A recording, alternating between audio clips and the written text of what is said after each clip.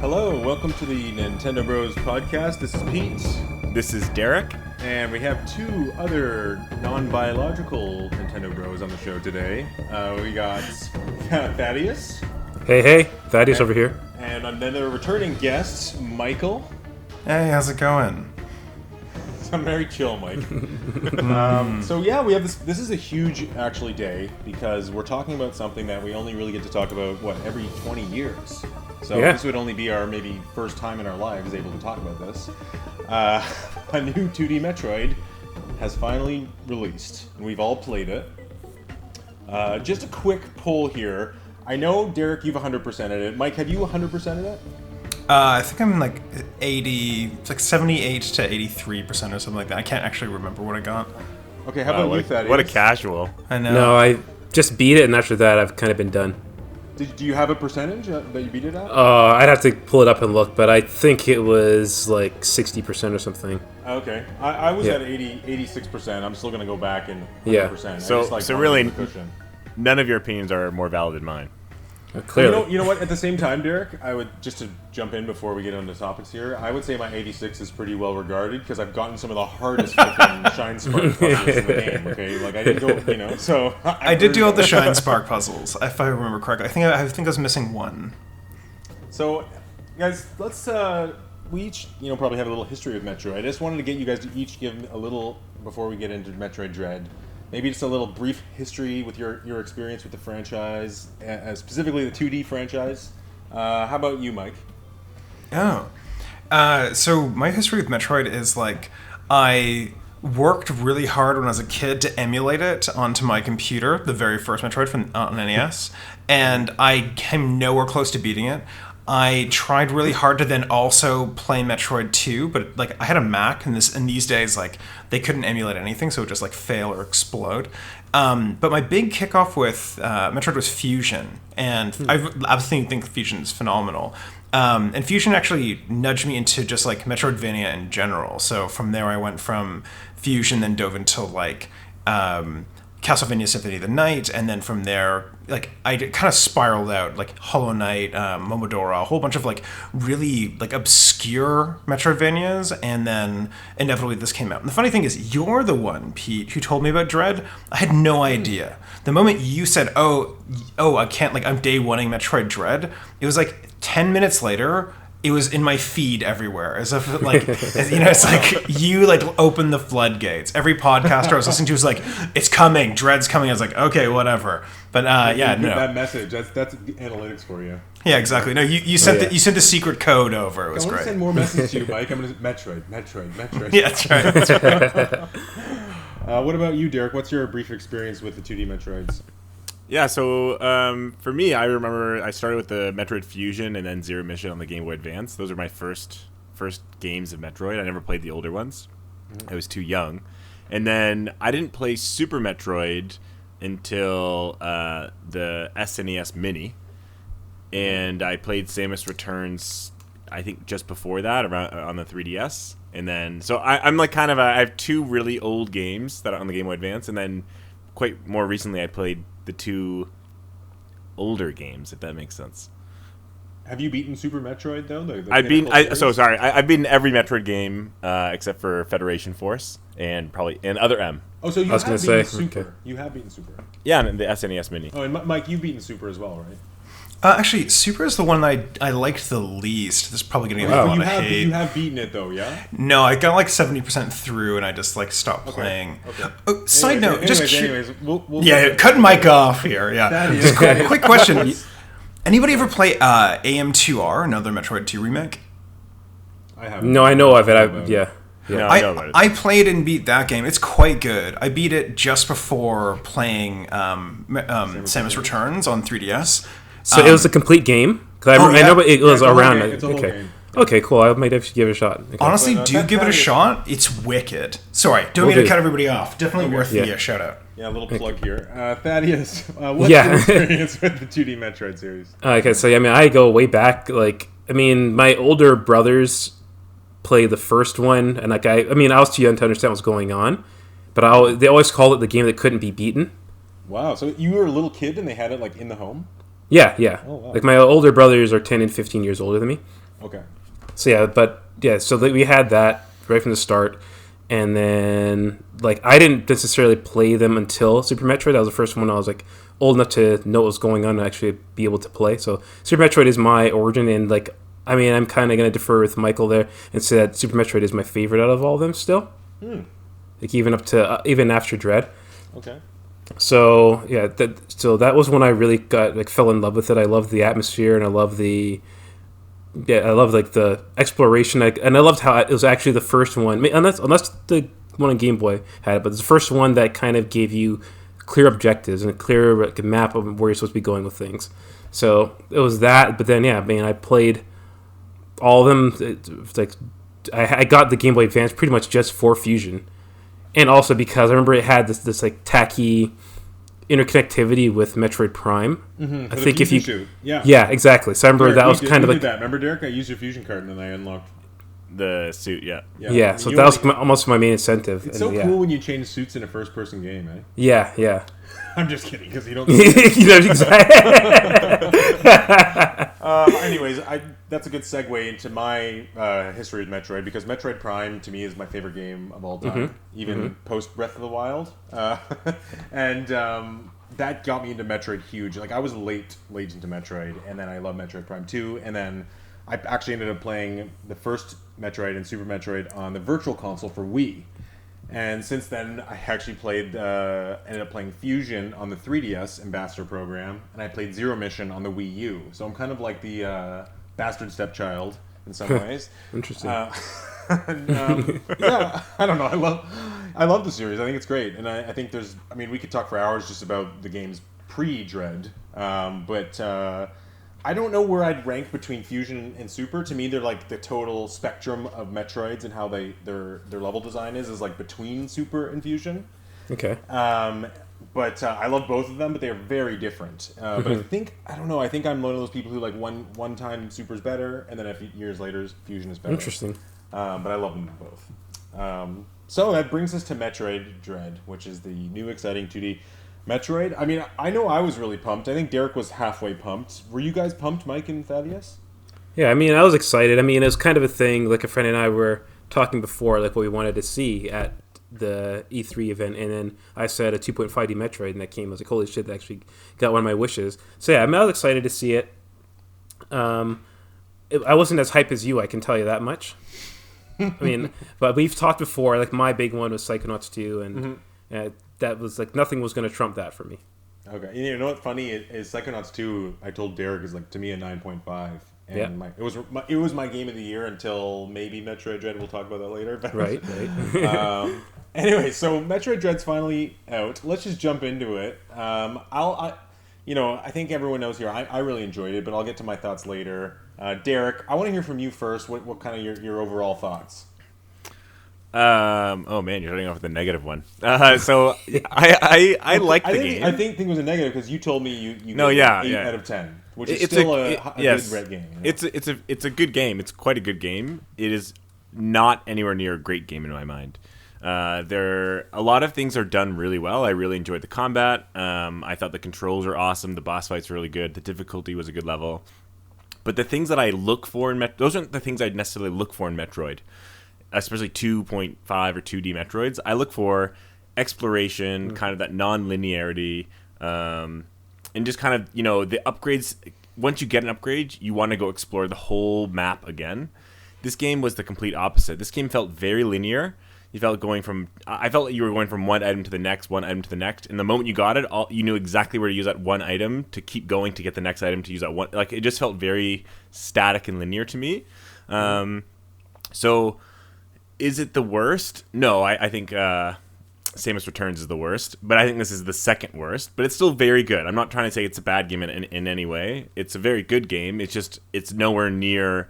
The upper three, Super Metroid, Fusion, and Zero Mission, are leagues above the two made by Mercury Steam. No, so I guess you just kind of overall found it a little too linear compared to the Metroids that you like. Yeah, it felt like I knew exactly where to go, and I got there, and I got the upgrade, and then I knew exactly where to go. And there was never a moment where I'm like, oh, I want to go around here and just like try where this weapon can, where it can open. And I'm sure we'll talk about the Emmys later on too, but I absolutely hate the Emmys. I think it was a stain on the game. So that also, I truly, I think the game would have been better if they just turned all those areas into more, exploration, kind of environmental areas. Wow. Derek and I are on the exact same page, except Yeah. No, go ahead, Pete. Go ahead, Pete. I'm I was excited. going to say, actually, I wanted to hear from Thaddeus before we got into the deep negatives Sure. with you. The deep negatives. Exactly. Well, Deep negatives. You know what I mean. Mike. Come on. I'm waiting for you. I'm holding off on you, Mike. Okay? You're like the bull, right? All right. Okay, Thaddeus, what did you think Okay. about Metroid Dread overall? so I mean, we're not on camera, and I hope I wasn't nodding my head too hard so that you'd be able to hear it. But I was agreeing pretty much with everything Derek was saying. Is that I'll put it this way: that I loved the Metroid, hated the Dread.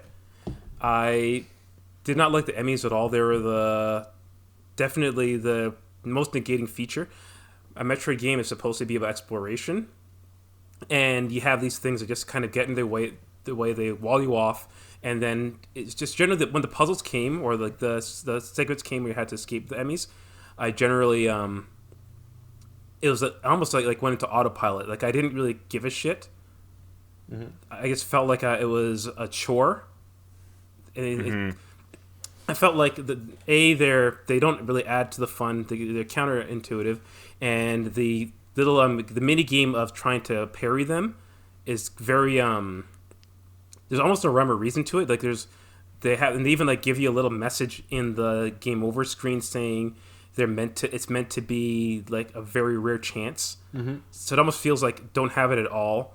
I totally disagree there, but I'll get to that. Okay. But I gotta agree with you. Like, I think one-hit kill moves in games like this are just terrible, terrible ideas. Exactly. One hit kills while waiting for the cutscene.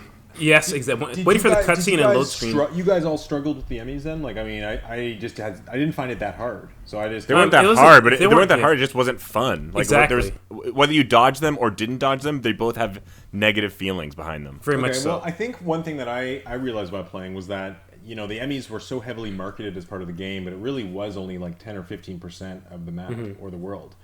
And especially, as you guys mentioned, I felt like I was blowing through them a little bit. And at some point, especially when you get the screw attack, it's like not even an enemy anymore. I don't know if you saw that. You just blow through that one, the last one. But anyways, Mike, do you agree with these guys? Do you kind of have any thoughts on the Emmys? Oh, Emmys is by far the worst part of the game. I think there's a couple of things that are really... If I think about like anybody who's new to the series and not just like... And maybe they don't know what the difference between like exploration is or like the definitive, Metroid experience, but I think about how there's like little aspects of them that every time I get hit by them, if I don't know about the counter moves or the secret counter, then I'm just immediate game over. But the thing that bothers me even more is that they just make you wait all the time. So it's like, oh, now I've killed the giant the giant eyeball floating monster, which I think is like so funny because that might as well not even be a mini game. It might as well just be a room where you just like press a button because they're so you know what I mean? Like there's no challenge to those little bosses. And they're repetitive. You fight it 6 times or something. Yeah, it's the same fight each It's one of time. those enemies where, I mean, to me, it's one of those classic Metroid enemies where at the beginning it was harder, and then by the end, Was you it? destroy it. But The first time you face it, I mean, it's not. I mean, I didn't die of it, but it wasn't. It was a semi-difficult mini boss. I consider it, and by the end, it was like cannon fodder. So yeah, but I don't know. I like that kind of thing in Metroid. I think the thing is like, so once I defeat it, then I just go into, in essence, like boring QuickTime simulations, and the thing that bothered me the most is it's not that it's challenging, it's that it's time intensive. So I can't. It's not like I'm being really skillful here. It's like I'm just finding the largest area that has the longest amount of like leeway, and then shooting, and then waiting, and then waiting, and then when it breaks its face mask, I then charge my secondary weapon, and I wait, and there's no reason for it. And even the Emmys, like when you run into them regularly, they chase you, like legit. But when you get your special cannon, they slow down and wait for you. So it's like very clearly designed for this. So to me, there was like a silly idea. And I remember one particular area where the only way you could like actually tackle the Emmy was allowing them to climb across the top of the ceiling. Yeah. And just failing that like 20 times. It's like, where is it that I'm going to try this? Because every time you got just close enough, or like when shooting your like Gatling gun cannon piece, it finally almost close to breaking off its mask, then it gets me, and then it's automatically, even after I dodge it, I'd have to like run around somewhere else. Doing that over and over again was just a chore. And honestly, all of them were a chore. The most exciting Emmy was when it was murdered by like somebody else, and that was really funny. The final one, you mean? Yeah. And I was gonna say my favorite parts of the game was after you meet the Chozo guy and he shuts them off. I was like, thank God. And then you knew they were gonna agree. I know. Yeah, it says like 3 out of 7 on the map. So. Yeah. And then when he like got awakened and turned back, I was like, oh, God damn it. Well, you know what's funny? I mean, I totally disagree with all you guys on the Emmys. Big surprise. Peter likes a Nintendo game. No, Oh, man. but truly, I'd like to hear why, though. I'd like to hear why, okay, though. I'm gonna tell you why. Because like, you guys have played maybe Alien Isolation or Resident Yes. Evil Remake or some Yeah. sort of survival horror game, and that feeling you get, or even, I mean, Derek, I know you play enough of these too. Just that feeling you get of like extreme tension when they chase you. I did not get that That feeling. wasn't my intention. I totally got that. I even recorded a couple videos on my Switch when I got into those tense moments where like my invisibility was wearing down, and for me, like I didn't have a problem with them. Like I maybe died the whole time, maybe 10 times to Emmys. I think the trick was to run through the areas and not be afraid, not try to hide and be stealthy. It wasn't that kind of thing. No. And I found it like I had a lot of thrilling experiences with them, and it was kind of not that big of a part of the game. And to what you said, Mike, I actually really like the whole part how you have to get that special gun and go into that third person's perspective and like blow off the mask, and it's like getting closer to you and you're like, oh my god, like it's heating up, am I gonna get it? And I had a lot of times where even during that ceiling part, I was like, oh fuck, I'm not gonna do it, and I'd have to like circle around the map, do it again. I like that, like I love that experience, and like the feeling of relief when it was gone. And to me, I just kind of look at it as 6 enemies in the game that had a little bit of gameplay around it. That was more coming from a survival horror perspective of gameplay than the typical Metroid. And I think a lot of people's real problems with it is that how it clashes with the typical Metroid formula. Like Absolutely. a lot of people want to kind of explore it at a certain pace in Metroid and like explore a planet of wonder and mystique, and the tone of Metroid Dread is completely different than that, especially with the Emmy sections and just the music. Like the music was like boop boop boop, Yeah. and it's like they're coming at you, and to me it really, I thought it amped up the experience, and at the same time I feel like I also got that like kind of a exploration in this mysterious planet Metroid for the other 75% of the game. I guess I have a question. My only real disappointing point with the Emmys was the last one, actually. I know you guys said you liked how it was quick. I wish we actually got a fight with one where your armor actually got strong enough to have a boss fight with one. Like, I thought that was kind of something I almost expected throughout the game, and that didn't really pay off. Like, to have the final Emmy be killed in a cutscene, I actually thought it was lame. I wish I could have fought it or had some sort of epic, moment with it. But anyways, Mike, sorry, you were going to say. Oh, I was going to say, I'm curious about everybody's perspective on this. This is non like Metroid related. This is more like exactly what you said, like the survival horror aspect of this, which is Mr. X or like Nemesis. See, I find those game mechanics incredibly boring, but also I find them tedious, and I don't think that they're incorrect by any means. I think they can be done well. Like the first time you run into Mr. X, Resident Evil 2, you're like, what the hell is this? And you're legitimately concerned.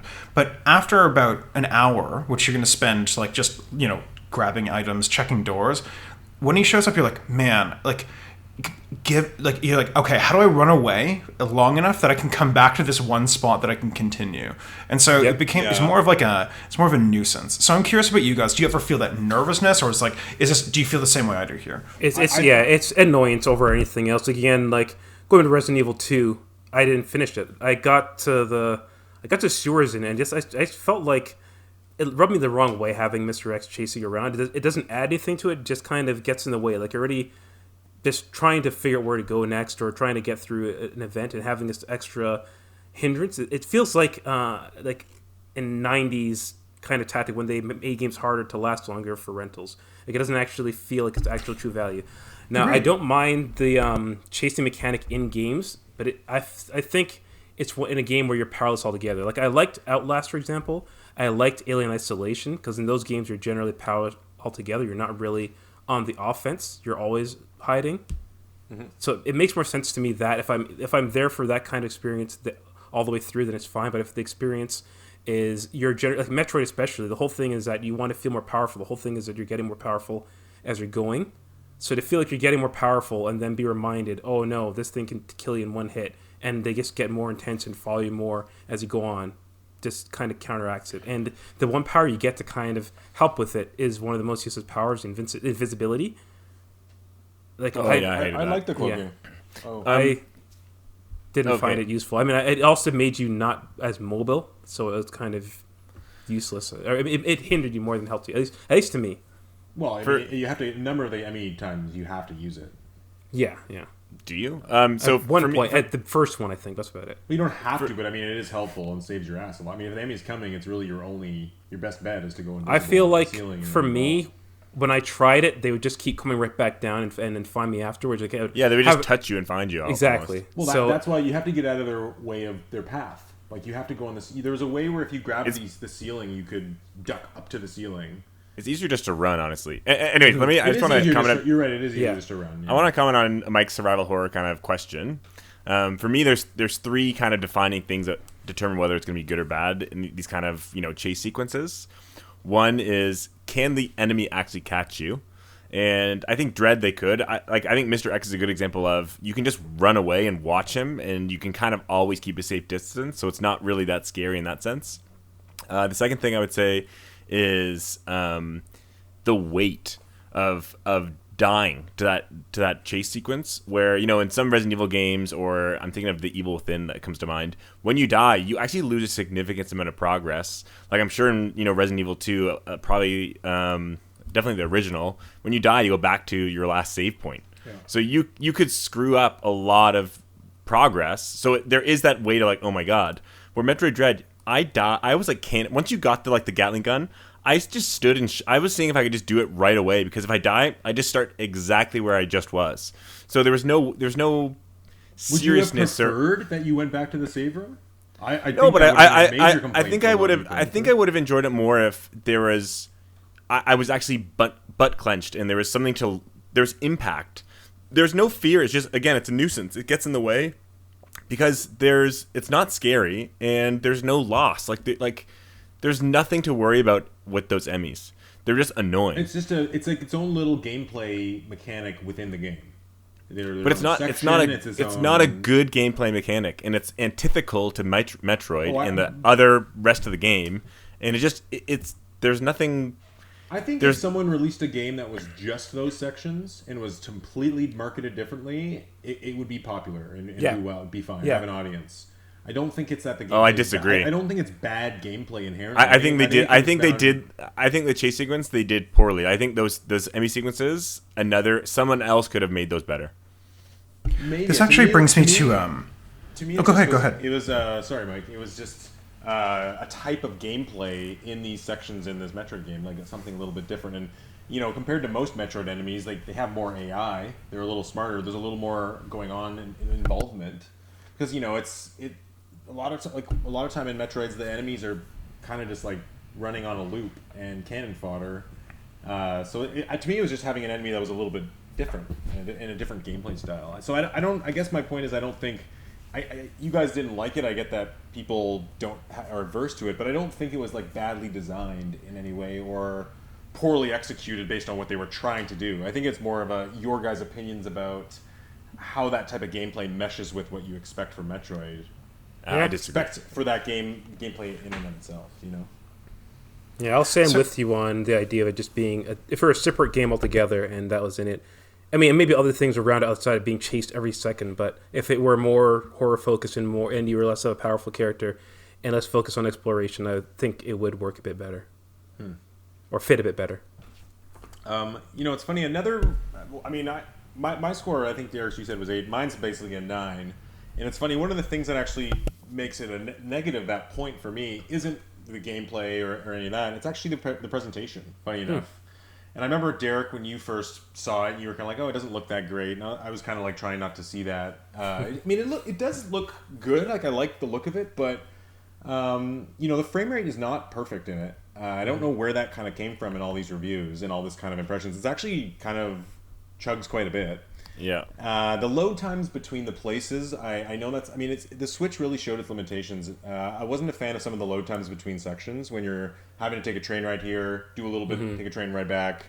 And something about the fact that they had those trains, but also the weird teleporting, just like didn't really... It's like, okay, now there's teleportation, this blue thing, and it's just like this cutscene that's like kind of low frame rate, and it chugs and freezes and skips a little bit, and then you're there. It's like, I don't know, that's not... Feels a little bit dated to me. And some of the other things, like the lighting, like when you... I have a gripe that probably you've never heard and no one else has a problem with this, but when you charge your charge beam and the light, when it kind of like glows an orb of light around you, if you watch it, if you actually charge the beam, the glow of light on the floor texture below you grows just late and way out of timing with the orb glowing. So it's like... If you actually look at how that lighting effect works on the wall, the nearby wall or floor, it's like, it seems completely wrong to me. Like, just my sensibilities working in film and lighting. And it, like, literally bothers me every single time it charges. And another major complaint I had was, for one, I thought it was a little bit weird with the save rooms. I thought, like, there was going to be some sort of forward-thinking idea on that. And like you said, Derek, with the with coming back right after you die from an Emmy, it's like, what do the save rooms even do? And why are they there? And I never felt the sense like, oh my god, I need to find a save room. Like, I have low life. Or to be honest, I think it's the whole idea of the save room was a dated idea, and I'm not sure why it was there at all. And sorry, did you like that you didn't have, like, when you saved, it didn't heal or anything? Like, you have to find separate stations to refill? I did like that. I didn't like I liked how the game had a challenge, and you're like, oh no, I am running low on missiles. I liked how they separated the missiles from the... Because in Metroid Prime, yeah, you're right, every save station refills your missiles and your life. Yeah. It's a little too give me, I think. Okay. So those are some of my problems with the game, but I think, and I'm someone who, has played Other M. I don't know if you guys have. I didn't bother. No, I couldn't stomach it. I couldn't bring myself to play it. To me, this was a little bit of like a... I don't know if you guys know how bad they can do Metroid for how well this one was executed from the story and the style. And, I mean, yes, it's not 60 frames a second perfect, but the game runs and looks pretty competently. Derek, it's a good game. Derek had problems, I know, with how linear it was, but to me, I actually really appreciated that, and I found that it was guided just enough.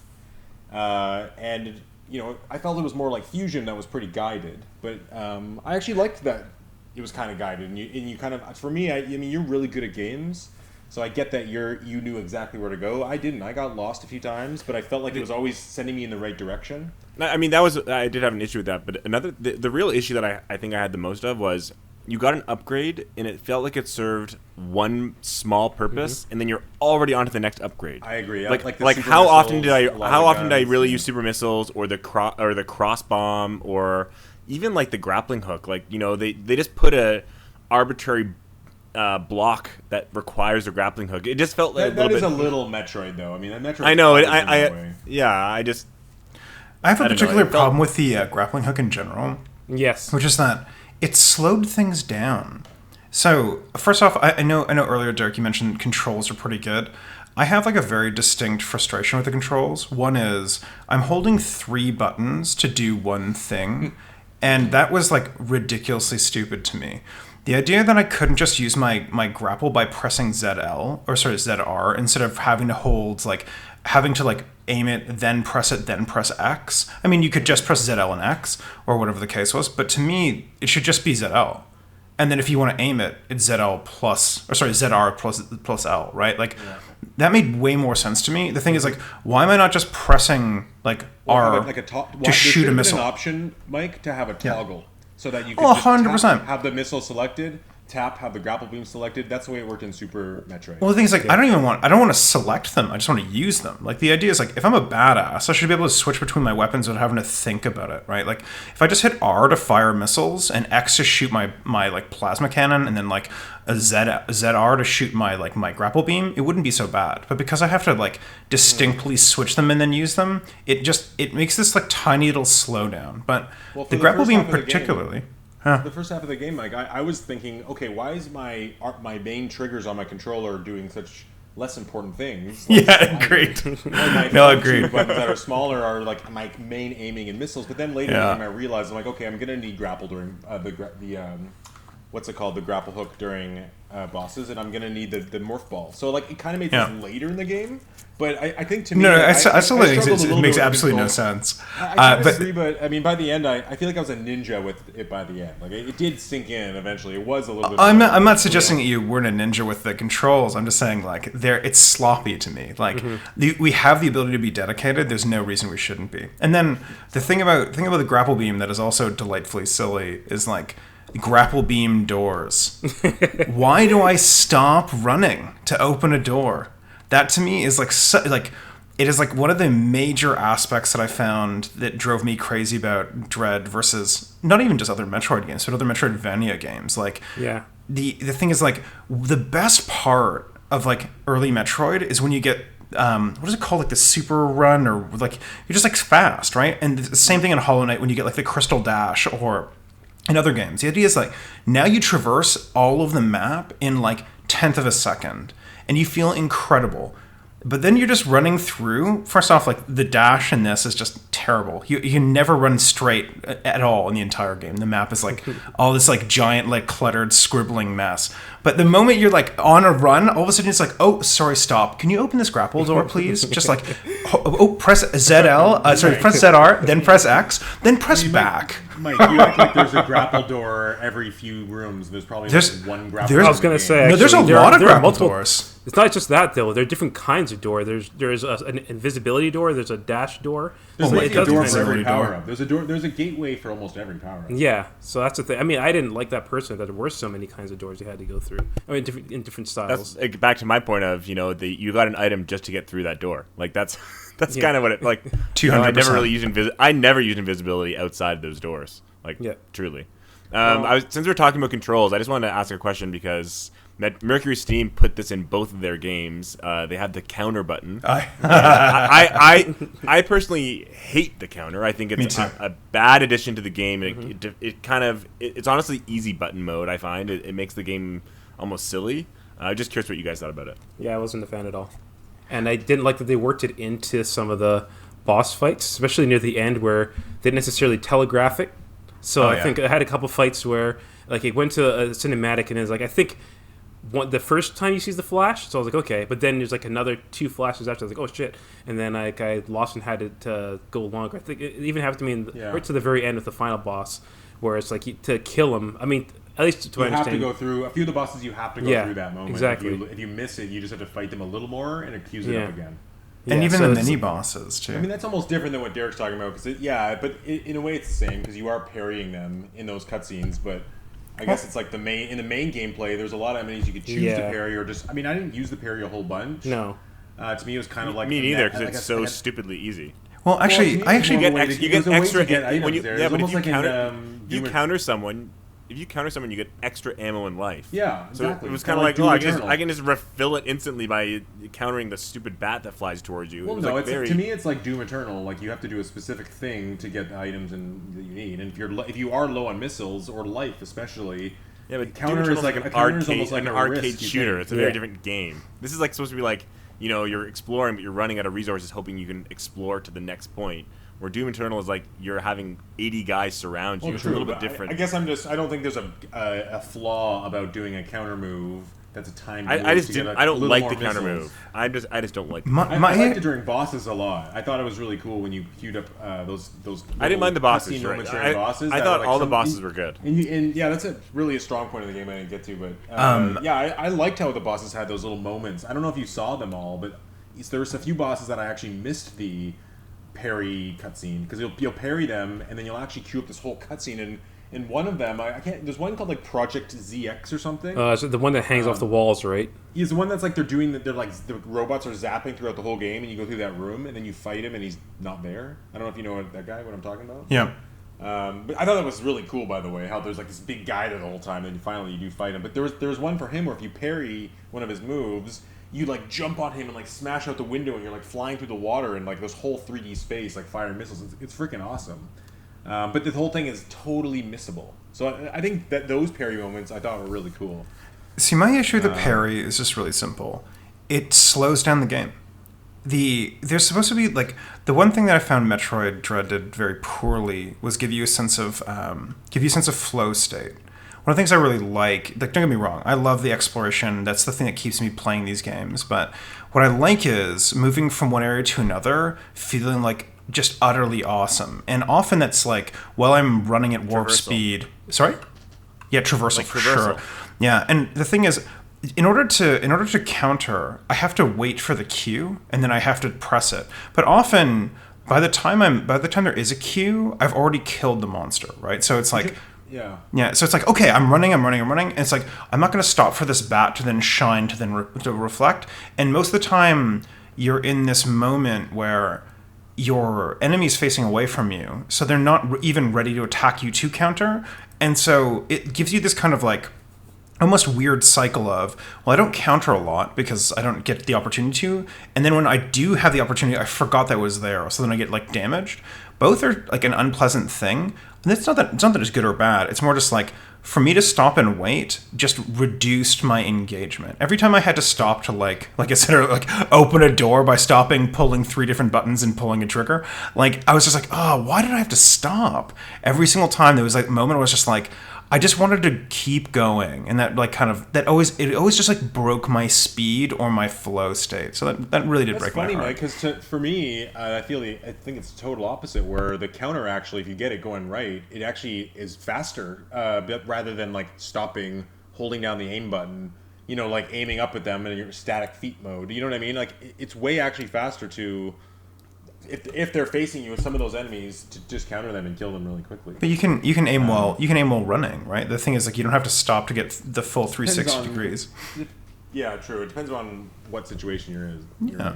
The thing is, it just they weren't strong enough for garner me to wait. That's all I'm trying to say. True. I mean, I guess I've always thought since the first Metroid Prime that Samus should have some sort of melee attack, like when she's close to somebody. It just makes sense, right? Yeah, which is cool. She almost never has. So I think does it make sense? Yeah, I think if there's an enemy close to you, you would just swipe your arm cannon at them. Yeah, I guess I just see her as like a bounty hunter that wouldn't let an enemy get close because she's like a trained killer. Well, she's not really with a hand killer. cannon. She's more like someone who gets lost on a planet and then makes an animal go extinct and blows it up and leaves. I mean, gets in all these dirty weeds and like goes to the underground core of it. So she's like a poacher, you're saying? Well, she's almost like she commits genocide on planets. She right? has multiple species. Multiple planets, multiple species. Yeah. Yeah, I mean, I guess just I don't want to leave it off. I feel like I'm pretty indifferent about the counter attack, but I do think like if 2D Metroid goes forward, I don't think they should get rid of it. I think they should maybe just develop it maybe differently or implement it a little bit.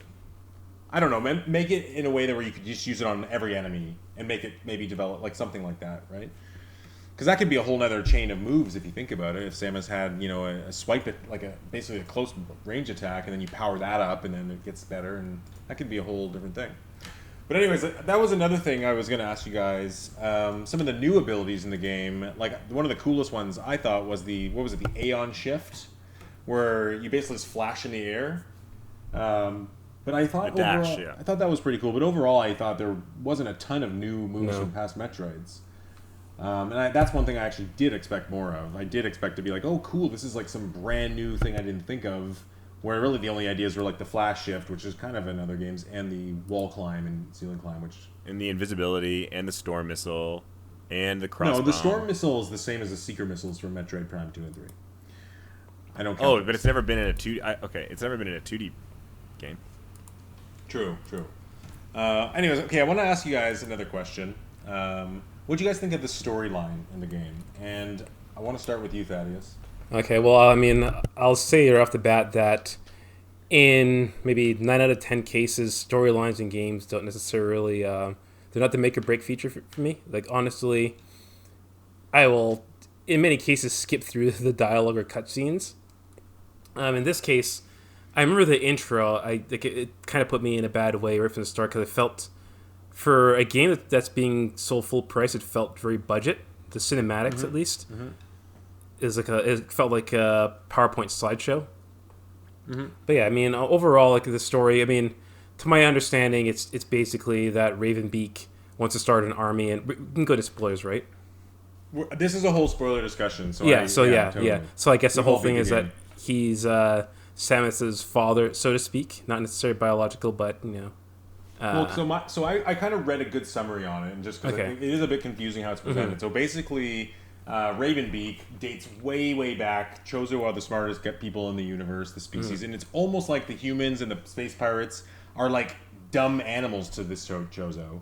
And the Chozo created the Metroids to get rid of the X-Parasite. So the X-Parasite was like the real bad enemy in the whole game. It's like the game's called Metroid, but the Metroids were only like genetically made by the Chozo to take out the X-Parasites. They're like antibodies almost, right? And it kind of the whole thing got screwed up but basically Samus, her parents got killed, and then she joined the Chozo, and her like DNA and part of her suit development came from Ravenbeak.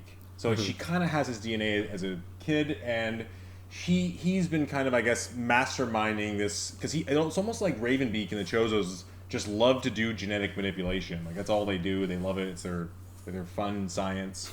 And his whole plan was that he was basically wanting Samus to take the Metroid DNA and basically be the strongest fighter and warrior in the entire universe, which is like a mix of a Chozo and a robot suit and a human and the Metroid. And, in the end, that's what she becomes, but she's too strong for him to even contain. He wanted to clone her, and she kills him as well. So that's kind of like the history and how I got it. Did you guys get that story when you watched it? Yeah, for the most part. I mean, I'll admit I skimmed a lot, but I did. I mean, it's surprising to see that I actually got that much out of it, and I didn't miss that much. Because I mean, I didn't really ever really care for it. I mean, when I see the parts where Adam would brief you, I generally skip through and I'd see the colored words and I'd look and see what those were, and they'd give me the clue where to go. But yeah, it wasn't. I mean, as far as beyond how the presentation went, do you care, or like no. Does any of that Metroid lineage no, work for you, or you just not the Metroid again, the lore. I mean, I just need enough to know why I'm doing what I'm doing, but I've never sat and said the Metroid games have a kick-ass story, or like the Metroid lore or something I want to get steeped in. Okay. But at the same rate, I do find it a fascinating universe, and I always said that if they made a movie of it, I'd love to see somebody make a movie of it where at least the first 30 minutes of it is a continuous shot with no dialogue. I agree. Or Samus doesn't speak a lot. Yeah. What did you think, Derek, of because what was your take on the way Samus was presented in the story and the lineage of Metroid? Yeah, so I'm kind of like Thaddeus. I don't entirely care about stories in most games. I got the same gist of the story as you kind of just explained. I thought it was okay. I had the two kind of complaints, not necessarily complaints, but the two things I didn't love or I guess three maybe. The first is I didn't like Ravenbeak as this evil enemy. Like, we've never heard of him before. Yeah. He was only present at the very end. Like, he's like kind of like this, almost like this silly villain they just threw in this game that has no real weight. He was in the very first cutscene of the game. Just so you know, he was in the very first cutscene of the game, and he was in marketing. So like, don't act like he was only shown at the end. Like, and didn't they retcon him into Samus Returns? And he was hinted in Samus Returns. Yeah, he was hinted. So Derek's acting like he's like this totally random... No, but for this... I'm just saying... Let me rephrase. If he's the mastermind behind the Metroids, and he knew about the X-Parasites, and it's this overarching idea of him being, the puppet master of Samus for 5 games, and we only hear about him at the very end, and we promptly kill him when we meet him. I just didn't like that. And then, secondly... This is just my own idea that I think would have landed better. Is at the very beginning of the game, I think I told Peter about this, but at the beginning of the game, you get I think it's Ravenbeak that shoots you in the face with his own cannon, and then you wake up immediately after, and then Adam says, "Oh, something's weird about you. Like, I don't know what's going on, but something's weird with your DNA." I was really suspecting, and I was hoping, I think it would have been a cool plot line if at the end of the game you realize that you find your dead body, and Samus did die, and an ex-parasite found Samus's dead body and became a new Samus. And the whole game, you were actually just playing an ex-parasite that was Samus. That's a cool. That is a very cool idea, but I mean, I don't know if they would go that direction. I feel like Nintendo. I know. I don't think they would, but I was like, oh, like I honestly like because at the beginning of the game, before you got shot in the face, they said ex-parasites can take living and dead hosts and recreate them. And I was like, oh my god, it's so clear that you got a charge blast to the face and died, and then you're an ex-parasite. I was like, everything pointed to that, and it didn't pay out. That's one thing I'm actually confused about. Now you bring it up. Is Ravenbeak? Is it the real Ravenbeak? Because at the end, didn't he turn into an ex-parasite? No, at the very end, the theory is that he turns into an ex-parasite that actually mixes up with Krait's body. Yeah. So what that wasn't really him then, or what though? Well, it was like him and Krait and an ex-parasite coming, because the ex-parasites will get to your dead body and I bring you back see. to life Gotcha. in some hideous new form. Gotcha. And at the end, it was like him mixed with Krait. Gotcha. Okay. And the third question I had, I mean, maybe you guys understood it better, but the ex-parasite at the end took over the scientist doctor or whatever, that guy's body, and then he jumped on the ship, and then everyone was okay with that. He cured Metroid. No, he like appeared out of nowhere and then cured Samus's Metroid. She like becomes a Metroid. He cures her with his like ex-parasite spirit. I just like didn't like. It was like such a weird. I didn't really make sense, but I mean, I agree. Like, did they need that though? Like, did they need that? Again, I don't know if they're going to continue this series, but I thought they said that this was the last game in this timeline. They're going to restart a new timeline. So I was hoping that like this would have a climactic end of like, you know, Samus, it turns into this Metroid ex-parasite human Chozo like monstrosity and just like explodes the planet to save the universe. And it kind of is like, oh no, she escapes again. And like, oh okay, like I don't know. Just another Tuesday. Yeah. It just felt like samey. I just like thought this was like the ultimate end, but it wasn't really. I want to throw in my opinion about the my favorite storyline plot point. Peter, you mentioned this Adam moments. So I thought they were like so incredibly like delightfully stupid. It would be like I'd go and I'd get something, and he'd be like, "Oh, Samus, guess what? You need this in order to open these doors. If only you could find that." I'd be like, well, I literally just got that. And it's like the next area, you'd be like, oh, it's too bad that you're so weak and feeble, Samus. It's too bad. Because if only you had the grapple beam. I was like, I just got the grapple beam. It's like, what? It's like your chance of survival is always 0%, no matter where you are. It's like, oh, you have 6 more upgrades. Your chance of survival is still 0. Keep looking for more items. It's too bad you can't go through that hot zone. It's like, but I have the hot zone place now. I will agree that a lot of the dialogue and stuff like that was silly, but I think you guys have a false memory of Fusion, because a lot of that stuff is in Fusion too. It's silly. And that's one of the reasons that I would give Super Metroid the nod, because Super Metroid has none of that. Mm-hmm. Where even Zero Mission, the remake has some of that, and of course Other M has it. And even Metroid Prime 1, 2, and 3 have a lot of that. You know what I mean? Like, the thing about it in Fusion though is it doesn't stop me and force me to wait through it for like 10 minutes in order to save my progress. It locks you in a room. Anytime you enter a room where you have to talk to Adam, all the doors lock, and you're like, oh great. And it's like I guess it's time for me to talk to Adam. I'm gonna put my arm in this conveniently like designed thing that is just like fits my arm, and I'm gonna stand here and let him talk to me about the upgrades that I got today. If you have a problem with Samus going to random places and sticking her arm cannon in something that's randomly designed for her arm cannon, then you don't like any Metroid, okay? Because that's like every planet, there's somehow this thing designed for her ball or designed for her arm cannon, and it makes no sense. And it's kind of some part of the. You have to suspend your disbelief a little bit in Metroid that the world's like unusually designed for this person and like unlocking in an unusual honestly, way. The worst part of Adam though is that you can't just talk to Adam. You have to wait on the switch. You have to walk over to it, and you have to like stand on a specific spot and wait for it to lower. This whole game, Metroid Dread, is just a game about waiting. You have to wait to shine counter. I find that's opinion, Mike. You have to wait in order. Sorry, go ahead. I find that opinion, to be honest, asinine. Because there are so many games that are so much slower with menus and load screens and going from this to that and seeing and like slow-paced gameplay and platforming in Uncharted and hallways in but Final not for Fantasy Metroid. VII.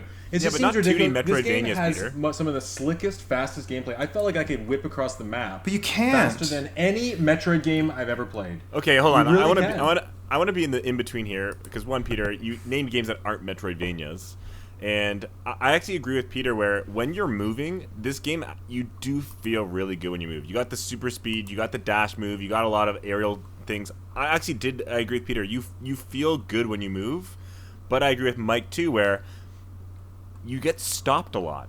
There's a lot of stopping where I just want to move. Like I just want to keep moving until I find something that's cool. Like, but it's like, oh, I move like 3 rooms and I get stopped. I move one more room, I get stopped to unlock a door. I move another. Derek. Let me just interject there. That's a problem I pretty much have across all Nintendo games, especially Mario games, where I'm just like, oh my god, I want a gameplay, I want to run. I don't want to see a box of easy to explain controls. Mm-hmm. That happens in a lot of Nintendo games. I'm sure Fire Emblem does it a lot too, and over explains things. We all know Nintendo games over-explain things, and God, if you guys played Other M, you'd know how bad it can get in Metroid. So to me, like going into Metroid Dread, you got to realize that I was expecting this type of thing. The thing is, though, the thing of that there I felt is like that Dread did it very tastefully. Like it did not do it the worst offender of Nintendo games, and it didn't feel overly offensive to me. It was better than you know? Samus Returns.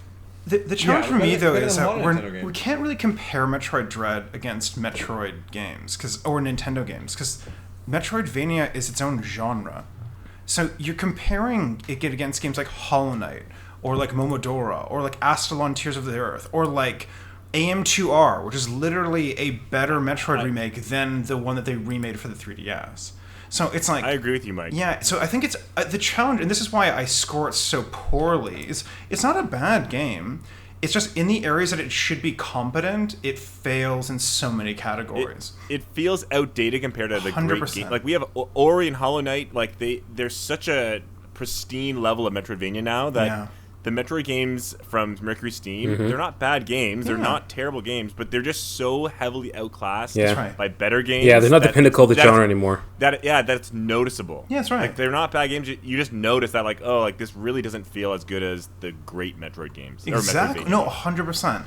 And there's nothing wrong with that. Like I think the thing is the reason I feel like it doesn't measure up is mostly because like it doesn't have those things that it sort of set the category of. And don't get me wrong, like I'm sure they were in the middle of building Dread while like Hollow Knight had just come out, so you can't like just remake an entire game based on something that's phenomenal, right? Like, and like you know, it's not like one. You set the tone and then you have to stop whatever you're doing in order to get better over time. Like I really you just don't gotta think build that's fair to say that they would have stopped their development to change everything. No. That's what I'm saying. You can't. That's what I'm saying. You can't. Like the thing is, by the time some of these games came out, like this Dread would have already been in production. It probably would have already gone through multiple cycles. You're not going to just like derail it. That would be foolish. It's just it's like also it's just a completely different design sensibility. Like a Metroid game is different than a Castlevania game and is different than Hollow Knight. So it is a different kind of game. No, I think that you got to remember they all have this. They all have the same roots. It's being designed by Sakamoto in Japan, and like the design work is coming from Japan, and you know Nintendo and Japan like. They're in their own little bubble. They're not like playing Hollow Knight necessarily and saying, okay, like what forward-thinking sensibilities. Like, yeah, but that's almost a mistake. Why aren't they playing? Why aren't they playing the best Metroidvania game? Well, like, also why I can't be like, oh man. Forward-thinking ideas, right? I feel like that line of thinking is silly. It's like, well, you know, Mike. They're Japanese, so like they're not going to do any of those things that you just mentioned. So it has to be a 9 out of 10. You know what I mean? It's like, it has to be 9 out of 10. You're right. Necessarily play Hollow Knight and think, oh, we've got to totally change our design to match this game that's become the pinnacle of the genre. But that's not what I'm. Like, that's not what I'm saying. I don't think they. What I am saying is the genre has progressed so much further than where they are. And that's why it's like when I'm comparing it, I can't compare it to Super Metroid because Super Metroid is like a 20-plus-year-old game. 26 years now. Yeah. You can't compare it to Mario or Uncharted because they're completely different. Yeah, but like, I can compare it to genres. other games in the genre it developed, right? So the thing is, like, that's my challenge when like scoring Dread in general. It's like it's an okay game, but it's not a good Metroidvania game. Well, I guess I would put it. I mean, obviously, Ori and Hollow Knight are, in my opinion, the pinnacles of the genre. I wouldn't put it that much further down than that because I mean, if you look at the genre as a whole, a lot of it is on this indie game scene and using retro graphics and things like that, and that's fine, that's great. But as far as getting those kind of upper echelon Metroidvanias, especially with 3D graphics and, you know, interactive cutscenes and kind of the polish that Metroid Dread had, it's pretty rare if you think about it. Like, we don't get a ton of these AAA Metroidvanias. I wouldn't say Metroid Dread is a AAA title. Like Metroid Dread, I feel double like A, the production value of Metroid Dread is much higher than most of these. I would disagree 100%. Ori and the Blind Controls and no, but like I said before, Mike, Ori and Hollow Knight are in that top class. Yeah, that's fair. But there's a huge class of these other games that are not up to those class. Like Ori's to me, Ori is a AAA game, heavily funded Microsoft. I love Ori. Don't get me wrong, I love those games. But I would just put Metroid Dread in that same room as those, as a upper shelf, highly marketed, more polished 3D with 3D graphics, not just retro style graphics, Metroidvania, and those are rare. Yeah. So I think it's a little disingenuous to be like, well, it's not as good as Hollow Knight, the best game like of the last decade potentially. But that's also what I said. And you know what I mean? So it's like, it's not disingenuous to be like, if it's not as good as that, it's like not good. I agree with it's up there on that shelf, you know. I agree with Peter. Like, I don't know what Metroidvania games you guys played recently that aren't those pinnacle games, but like I played, Axiom Verge, Greek. I played a lot of these kind of weird, like even Monster Boy games. Yeah. They are not as good as Metroid Dread. I agree with Peter, but there is a little bit of a, for better or worse, I have high expectations for Metroid. It is Metroid, right? So, I think I agree with Peter. It's not, the worst game ever in Metroidvania. It's not even a bad game. It's probably in the top 25 Metroidvania games of all time, but it's probably number 24. Or like, I just don't, there are better than it. And I don't even necessarily disagree that it's, it's a good game or whatever. I just don't think it should be as heavily praised and revered as it is right now. Agreed. It's just a good Metroid game. I think it's a competent Metroid game. Well, what would you? I guess, Derek. We know. Are you an 8 then, Derek, out of 10 for your score? Or? Yeah, I give it an 8. Yeah, or 8.2. Mike, I think you said 6.5. Yeah, I said 6.5. Yeah. Okay. I can't agree with you, Mike. How do you get a 6.5? Oh man. What's your score there, Thad? I'm giving it a 7.5. 7.5. Again, for me, it's a strong 9 for me. And I guess for me, to kind of combat some of what you guys have been saying. I think some of the strong points are, Derek, like you said, the linear level design. I thought the level design was really well done, how they kind of guided you. I thought some of the bosses and the action and the controls were really well done. I think it's I think it's one of the best Metroid games, if not the best 2D Metroid game. I mean, I loved bad it. take. And I think the one thing to keep in mind here is that you guys are harsh critics here, clearly. But the general Us are harsh. You're not a fanboy. But the general consensus, though, Derek. I mean, you see it yourself on Reset Era and like in the forums and stuff. Like, it's a very positive feedback for this game, and it's all over YouTube with speedruns and sequence breaks and secrets and discussion. Like, I can criticize, but it's a Metroid game. Really, it's like when you wait 15 or 20 years. Think about what happened with Kingdom Hearts 3, and like everybody loved it. Everybody talked about it. It was every. I don't think Kingdom Hearts 3 was the same level of Metroid Dread. Maybe leading up to it, but I remember when it came out. I think Metroid Dread will be forgotten in a year. Oh, it yeah. won't be as Well, we'll see. I think people will talk about Metroid Dread for years, and I'm just waiting for the naysayers to come forward, because they will in the next year, and then you'll see those threads of people like Metroid Dread is not as good as people said, and there'll be like endless argument, because that's just how people are with Nintendo games, right? Like, people argued about started here first. People still talk about Other M, and yeah, it's true. Like, it has a really high Metacritic, a lot of strong reviews, and there are a lot of fans that are asking whether it's as good as Super Metroid or better. And I think the thing to keep in mind with what you guys have said, it's true, Mike. It is a Metroid game, so it kind of exists in this weird bubble where, for me, I love the Metroid franchise. Like, I just love the story. I love the lineage. I played all of them. I even enjoyed Metroid Other M. Like, I bought it. I completed it 100%. So, like, for me, I definitely, like, I guess it's like one of those things where, imagine you're a Star Wars fan and just a good Star Wars movie comes out. I'm not saying it's going to blow the whole entire movie Cinesphere apart, but it's just a good Star Wars movie, and you're like, oh god. So which one would you say? Which one would you say is that good Star Wars film? Well, that's an analogy that I'm still waiting for that one. I think overall, waiting, I think what you're trying to say, it totally resonates. Is that like people are really hungry for this, right? Like it's kind of like when Persona 5 came out, or more specifically when it had the whispers of when it was coming out, like the Persona fan base like exploded, right? Because they're hungry for something new. It's like Mega Man. Everybody in the Mega Man universe is like, please, desperately, we'll even play the stupid Mega Man like gotcha mobile game. Like it's like people are so ready for it. So it makes a lot of sense why it got so much excitement, right? I mean, especially with the timeline. So I know you make a lot of sense there. It just breaks my heart because just like what I'm hearing from Derek here and Thaddeus is like, you go in, you're like, all right, man, this is a Metroid game. I'm getting ready to put my week on hold, like sit down, take this out, and then I would be like, oh, I guess I just have to press the button and wait for the map to load again. Oh, I guess I'm waiting to teleport again. Oh, okay. Oh, sorry, it hasn't loaded yet. Such an oh, there it goes. Okay, thank God. Oh, you know what? I want to go back and get that one item, but you know what? It's going to take me about 45 minutes to get it. The waiting thing is so weird. I don't... Oh, the waiting's I don't feel worst. like it's at all the kind of game where I was waiting. Like I feel like, there's so many other games I would put as, oh my god, this game keeps me waiting before Metroid Dread. Like it's almost the last game I would put on a, oh my god, this game keeps me waiting tier. Okay. Anyways, guys, how does it rank? I want to know for all the 2D Metroids. Derek, I'll let you go first. I know you played most of them.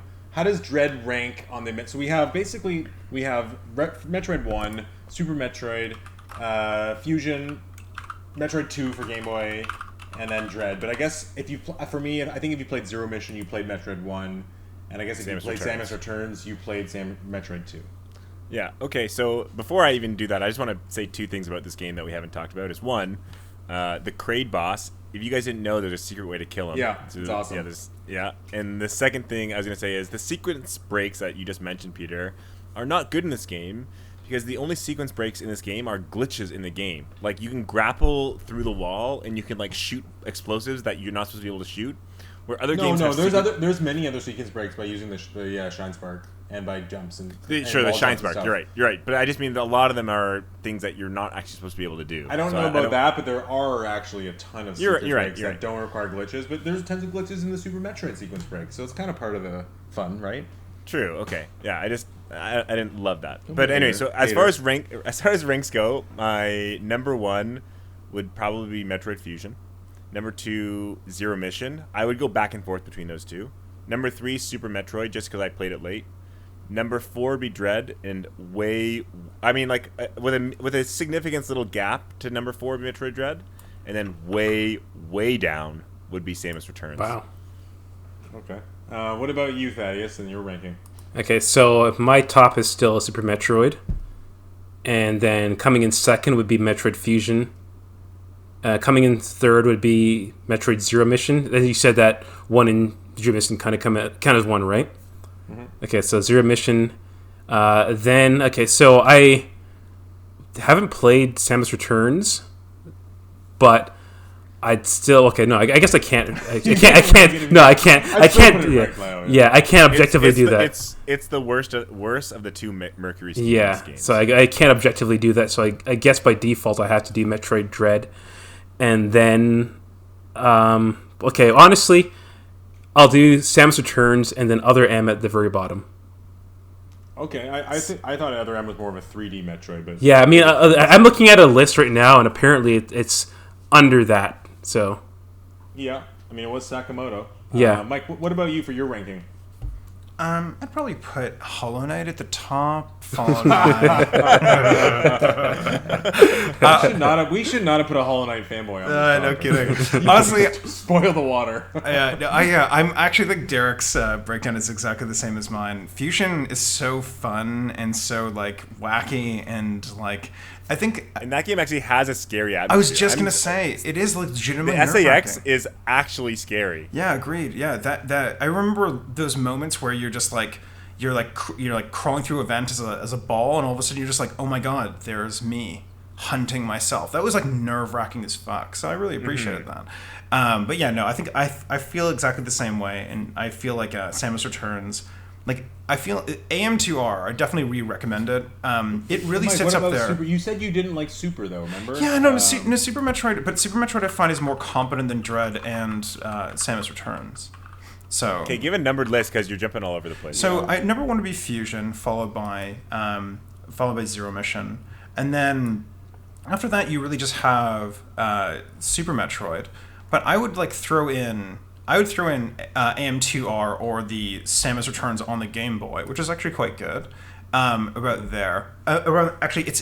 the thing is Super Metroid is better than the Game Boy version, but AM2R I think is better than Super Metroid. And then you have way down the list it's Dread and Samus Returns. Wow, so Mike would rather go back and sit and play Samus Metroid 2 on Game Boy than... That's not bad! You're a walking hyperbole, okay? Okay, my ranking, you bastards. I'd probably... Is Dread number one, or is it? I go back to my... fighting between that and... I go back to my I can't choose between Super and Fusion. Those two, to me, are so interchangeable and so different in their thinking and how they're presented. Fusion's more polished, I think, overall, and better controls and more fun to play. But Super just has this kind of classic feeling of you're fighting these I don't know, something classic about it. The music is so good, and it's kind of it's the first. It feels like when you're seeing that opening cutscene and that opening kind of you're going through and seeing all the dead scientists part. That was doing that way before modern games had even thought to do those kind of things, kind of visual storytelling. And it's just it feels like you're playing this part of history. And I can't explain it. I just love it. I've beaten it multiple times. But I also love Fusion. I would, in the Heartspeed, replay Fusion if it came to Switch. My number 3 would be Dread.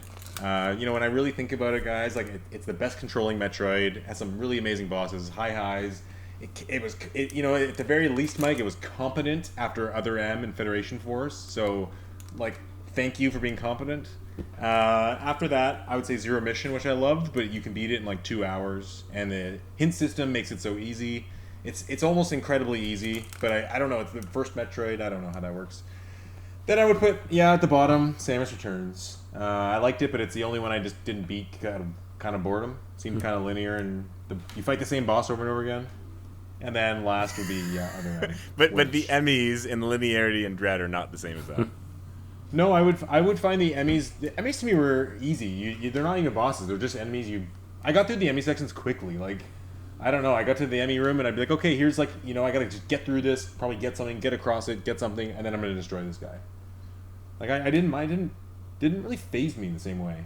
I found the Chozo Warrior mini bosses too really repetitive. Yes. The seventh Oh, one. sure. Not to mention those I guys. found them by the end. I was just destroying them so quickly that it felt again the kind of classic Metroid enemy of you fight them the first time and you're overwhelmed, but as you power up, get stronger, and learn to use controls more, you overwhelm them. I love that feeling in Metroid, and I totally had that throughout this game. I remember a moment when I was fighting the Chozo Warriors where I remember when I was oh, I'm getting really good at this, and then they transform. Did they always transform? Or was I feel like the first one or two didn't. Anyway, then I was just I have to learn a new thing, and I was just they felt so unpleasant. They are cool. I enjoyed fighting 2 of them at once instead of just the solos. Every time I had to fight one. Actually, were those Chozo Warriors as well? I feel the 2 at once, yeah. But you know what's interesting? They're either Chozo Warriors or they're Chozo dead bodies that were encapsulated by X parasites. So you don't really know. Which is cool. I think the X parasite is a blast. But I enjoyed facing when they came as multiples. That's when I was okay, now we're actually kind of testing my ingenuity here and how I can get around. Especially if I was low on missiles or just made a bunch of mistakes. So that was really awesome. But facing the same repetitive structure for an enemy was kind of unpleasant. It seemed to be a repeating theme between the Chozo Warriors, the floating eyeball guys, and the Emmy. It always felt like I was just repeating these mini bosses pretty regularly. There's speculation actually that one of the bosses was cut. I can't remember the name of it. It was a boss from Super Metroid, and you can see it in the background in one of the labs, in one of the tanks. And they've confirmed that definitely is that same boss. And there's theories that they maybe planned it and they cut that boss from content. So that I thought was interesting. Mike, did you overall like the bosses, Mike? Is that one thing you will give this game? I to be honest, I enjoyed the bosses in this more than Hollow Knight. Oh, I love the Derek boss and in Mike are Hollow going to Knight. go nuts. That's a But tough one. Don't worry, I like the boss. No, in it's Hollow okay, Knight, it's too. okay. I really like the interactiveness and in the graphics and just the epic scale of some of these bosses in this Metroid.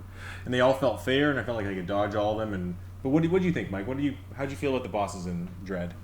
It's sort of skewed for me because I find bosses of this kind, like in other games, not particularly exciting. So they were fine. I thought they looked great. They had like a lot of fun feel to it.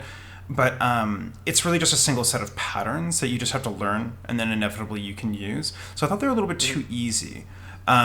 Easy. Oh, interesting. Yeah. Wow. Yeah, because like I think actually the hardest boss for me, excluding like the quick time event that was the final boss, was the one underwater, and as soon as I figured it out, it was like when I got there, I just like died a bunch of times before I could figure out the sequence. That's the one where you have to grapple the ceiling and the pull ceiling, yourself yeah. up, right? Yeah, exactly. And honestly, like they're not bad ideas. I just feel like at the moment you figure it out, it's just basically you're just waiting till you hit it enough times. So as soon as I understood it, it was just me like jumping to the top, swinging to the other side, going to the bottom, jumping to the top, swinging to the side. It's more about dodging. Yeah, totally. Yeah. It's that kind of gamer. So it's about dodging their attacks versus some other method. But I'd figure this out because I'm curious, because I know that I'm the odd one out here. I think a lot of people would think they're really great.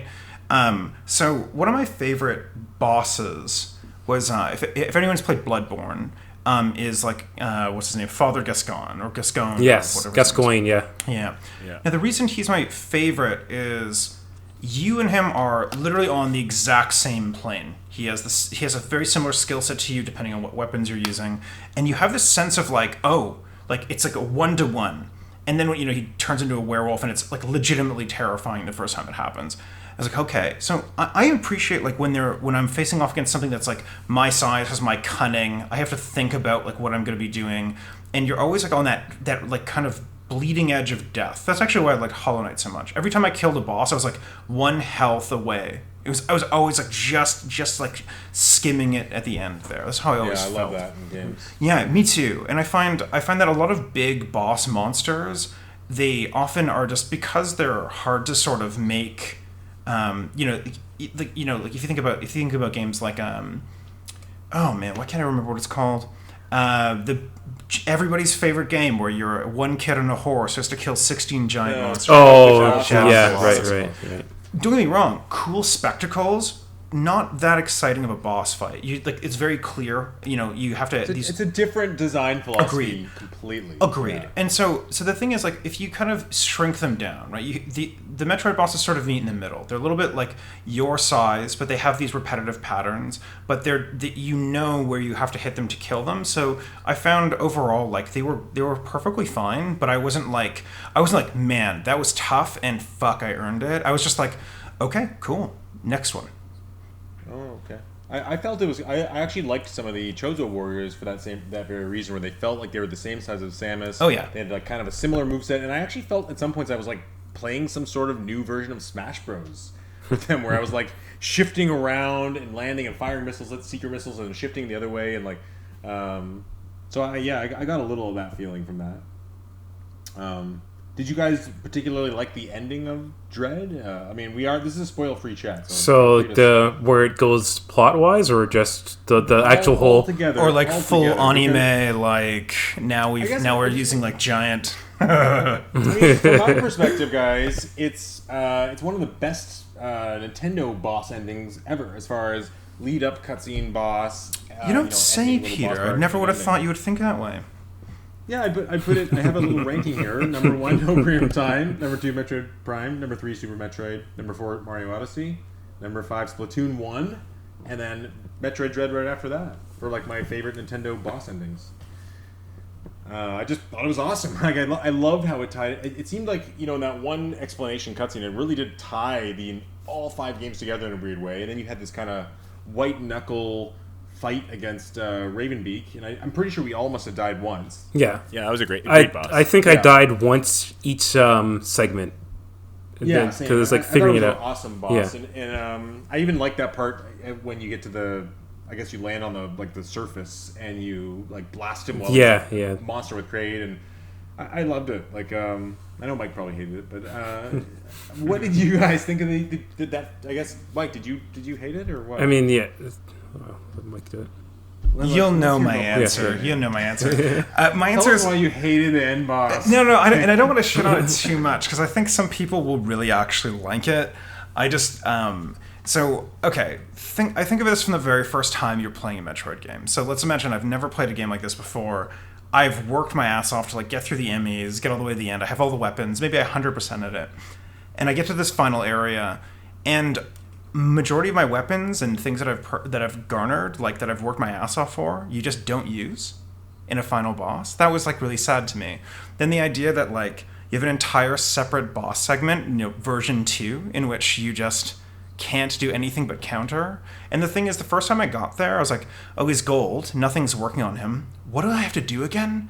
And then I keep forgetting that I should counter. And then I was like, oh, right, I guess it's a counter. And then I was like, wow, that's kind of sad. It could have been like, use your grapple beam to pull a block off the ceiling and smash him on the head. You know what I mean? It could have been like, use the ice beam. There's all these things that could have been there. You wanted to do that kind of... I mean... Well, what did I work for? I will say... I gotta say, what I mean? Mike, to be honest with Mike, I do agree with you in a sense, because if you played like Metroid Prime 2 or 3 especially, there are some boss fights where it's like, you blow their leg down, turn into a ball, climb up their leg, get into their computer. Like, you know what I mean? It's like there's really cool use of the upgrades. You have the final boss in Metroid Prime, like every single visor, every single Metroid Prime, and the way they use the weapons is really cool. So I kind of did feel like Metroid Dread was missing some of those fights where I'm like, okay, when am I going to use my... Like, the only time I actually felt like I used an upgrade during a fight was when I had to grapple beam the ceiling for the water boss. And the power bomb in the final boss. The power bomb in the final boss, or the speed boost in circles around the guy doing the Project ZX or whatever, doing that laser. But I agree, Mike. There wasn't really that moment where like you shot a boss down, crawled in its mouth with the ball, and like, you know what I mean? This whole next. And I mean, you could have with Kraid, right? Which is kind of cool. Like, that's really fun. Yeah. Yeah. But that's why. This is why it doesn't sit so high with me. It's like, so it defaults to. Figure out the pattern, the first stage. Second stage, counter. Third stage, shoot and avoid three or four different variations of like attack. And that stage is so slow. It just brings the entire it becomes like a war of attrition. So by the time I like had finally taken him out of the air, don't get me wrong, the moment he like tore off his wings, I was like, that's pretty cool. That was really badass. Yeah, I was like, like the thing is like there's a fun aspect to it if it's like kind of hammy and campy.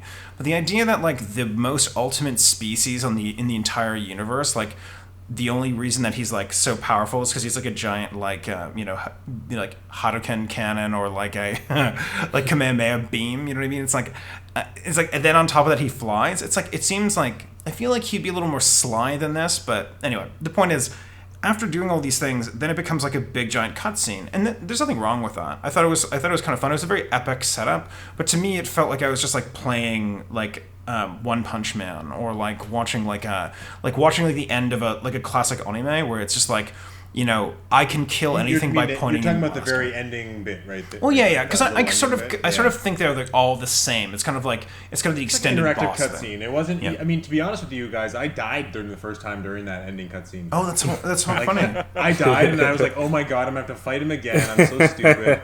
And luckily, it just loaded right back into that's nice. And I just got to blast him again. So I was like, okay, good. It's really just a cutscene. Does that raise the question of like, why even have you be able to die in that scene? Great. Like, if you. Well, it's more. I don't know. I mean, what else? It's kind of one of those things where it's like, okay, he's coming towards you. You want to destroy him, and if you don't destroy him, like it just fades to black and you try again. I don't think that's a problem with game design. I mean, easier said than done, right? From us armchair gamers. So I want to comment on this final boss because I don't know if you guys all figured out the counter. I did not know you had to counter that boss to make him not invincible.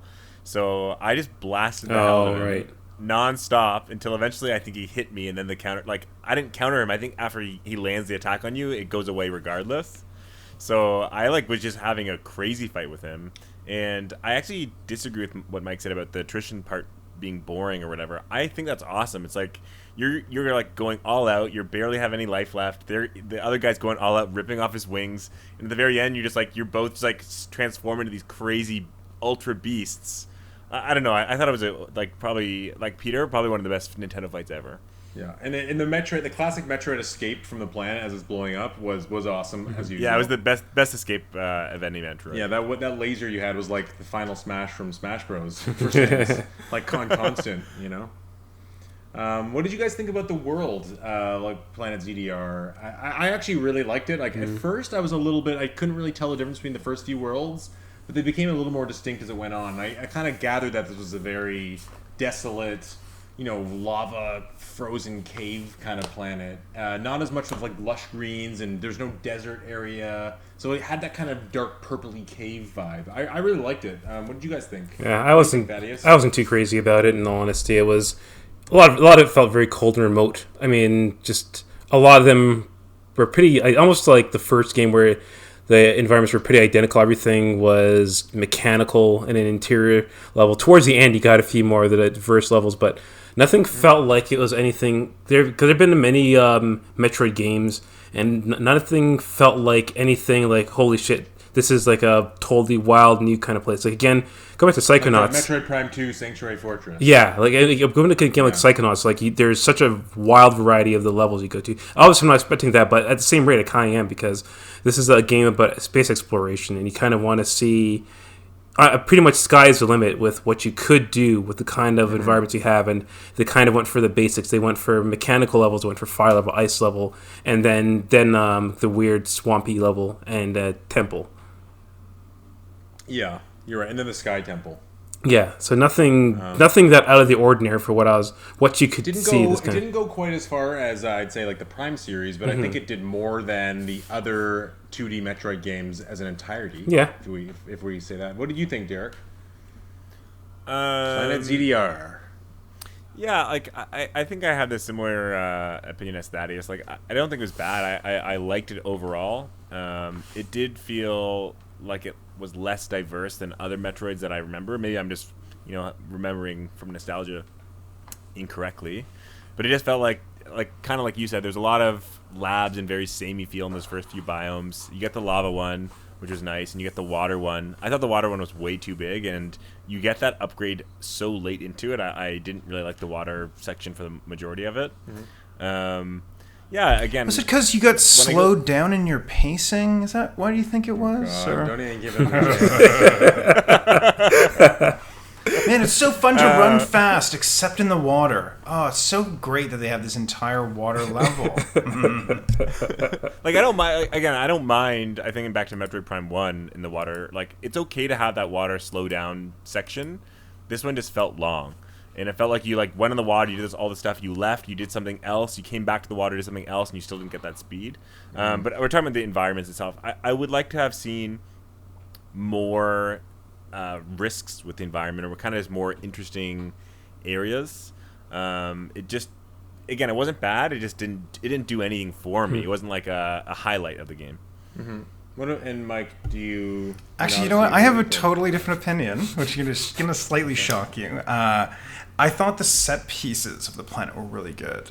I didn't like the... I thought I'll agree with what everybody else is saying about sort of the non-distinct... The rooms were... The area was interesting overall, but like the first time you get to the water area, for whatever reason, was so interesting to me. It's like Samus gets off her public transit bus, and she's just like, oh my god, like this huge giant waves. They looked awesome, and it was like, oh, this is really cool. Maybe we're like infiltrating this like cool like secret base area.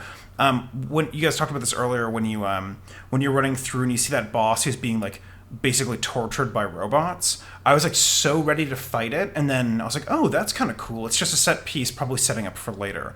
Little things like that I really did enjoy. And I did like the transition from sort of the griminess of the rest of the game over into the Chozo area in general. I actually think the Chozo stuff is cool and interesting. I like their shape. I like the design. It's clearly just like semi-Egyptian raw gods, but that's cool to me. So I was like, all right, that's not so bad. So I thought those things were really cool. Every time you got to a new area, there was like a set piece that sort of set you up for it, and I liked that a lot. Did you guys like how the world kind of had a few alterations in it? Like there was I think there was two major points. One was when the X parasites got released, and the other time was when Cataris froze over, and you kind of had to go back and travel through it all frozen and turn the lava on again or something. I mean, I thought that was kind of cool. Did you guys like that? Yeah, that was cool. Again, it kind of gave a nice little change to revisiting an area. I just want to add one more thing because I didn't comment on it. I'm sure you're going to ask this question anyways, but I didn't like any of the music in the game. And for like again, when I think of Metroid Prime, it's like, you know, when you go to Phendrana, like that song is so distinct in my mind, and it captures the feel of that environment. Where this game, I think part of the reason it kind of felt samey is there wasn't really a distinct song and feel for each area too. You're right. And, you know, I won't say the music is bad because there actually are a few tracks I listen to, but it does not. It compared to, I mean, Super Metroid and Metroid Prime and the Prime series as a whole have some of the best music ever. Like, so it would have been nice if this was like, wow, Metroid Dread's music is amazing. Like, it probably would have helped ease some of your guys' pains with the waiting, right, Mike? Yeah, no, that's my biggest disappointment. In all honesty, I was looking forward to because with you guys there, I used to love and still do love the Metroid Prime and Super Metroid music. I listened to it up until today, and like there's that one scene, I guess, where the scientist is talking to you and it plays the music from Super Metroid. I was like, finally Love something, that. yeah. Love that. And I was like, why isn't there more of this in there? Like you can show you know that Metroid games have distinctive music, but then it goes right back to the kind of it's ambience and it's nothing at all. Like I think when we the first day the game came out, when we chatted, I said like right away, like I wasn't a fan of the music, and it never really got any better for me. Yeah, and you know the other thing is like you couldn't really often hear the music. There is actually some decent music in there, but it seems like it's below.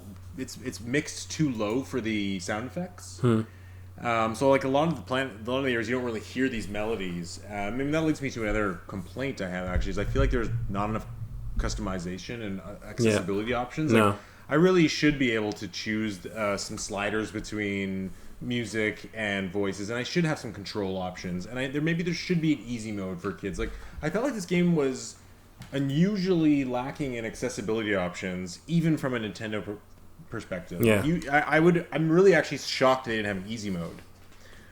I wish they could. I wish they could just remap the controller. Honestly, they're like. Like Super Metroid, just so you know, allowed you to remap the controls. Oh, that's wild! Yeah, I didn't even think about that. And there's zero remapping in this. And truthfully, I know you can do a Switch system level remapping, but that doesn't work for the QuickTime events. It doesn't work for the menu options. It doesn't work for when you're like. It's actually quite annoying to switch some of those options because it'll interfere with other controls. So it's not always as easy as just using the system level changes. Do you know what I mean?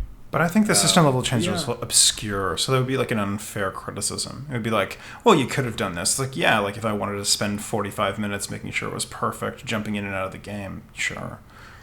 I mean, I remember I switched my controls for Resident Evil 4, and then it was like you see the cue for the button to switch, but it's not the button you're pressing anymore, and it just ruins your brain. So I think it was something like that here, and I'm actually really surprised they didn't have any of that. I wouldn't be surprised if they do patch in easy mode. That is something I actually see them doing, just because there seems to be a lot of complaints about how hard the game is, and people are getting stuck and never getting past. And I think they'll implement maybe a hint system, but it would be easy enough to just make you take less damage and give more damage. But I mean, it sounds like all of us beat the game. We're all pretty confident. But I have another friend who struggles at every single boss, and he just struggles and struggles and struggles. He's like, tried 30 times, what do I do? And I always say the same thing back to him. I say every single one of the boss's moves can be avoided, and I just keep telling him that, I'm like, learn to avoid the attacks, like you said, Mike, and then you'll be fine. But I don't know. But I actually think that's why I want to double down on this. I said this a few times. Like, I just don't think it's a good first Metroid experience. I think overall there's a lot of the game itself is like, I wouldn't say high level. It's tough because like as somebody who's played a lot of video games in his career as a human being, like a lot of this stuff comes very intuitively, or more specifically, the moment you get it, you just continue forward.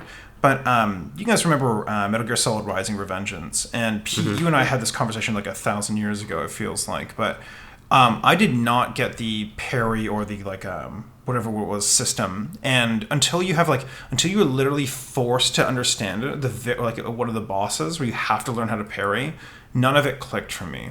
And They don't really explain it. That game's weird. You have to like parry towards their attacks. 100%. It's super bizarre. But I think great game, but yeah, weird. Yeah, but I think there's some aspects of that, like what you're saying about your friend. Like, I think a lot of people will run into that challenge where they won't realize that, you know, if I just like crouch, or if I do this instead, like I'll get past it.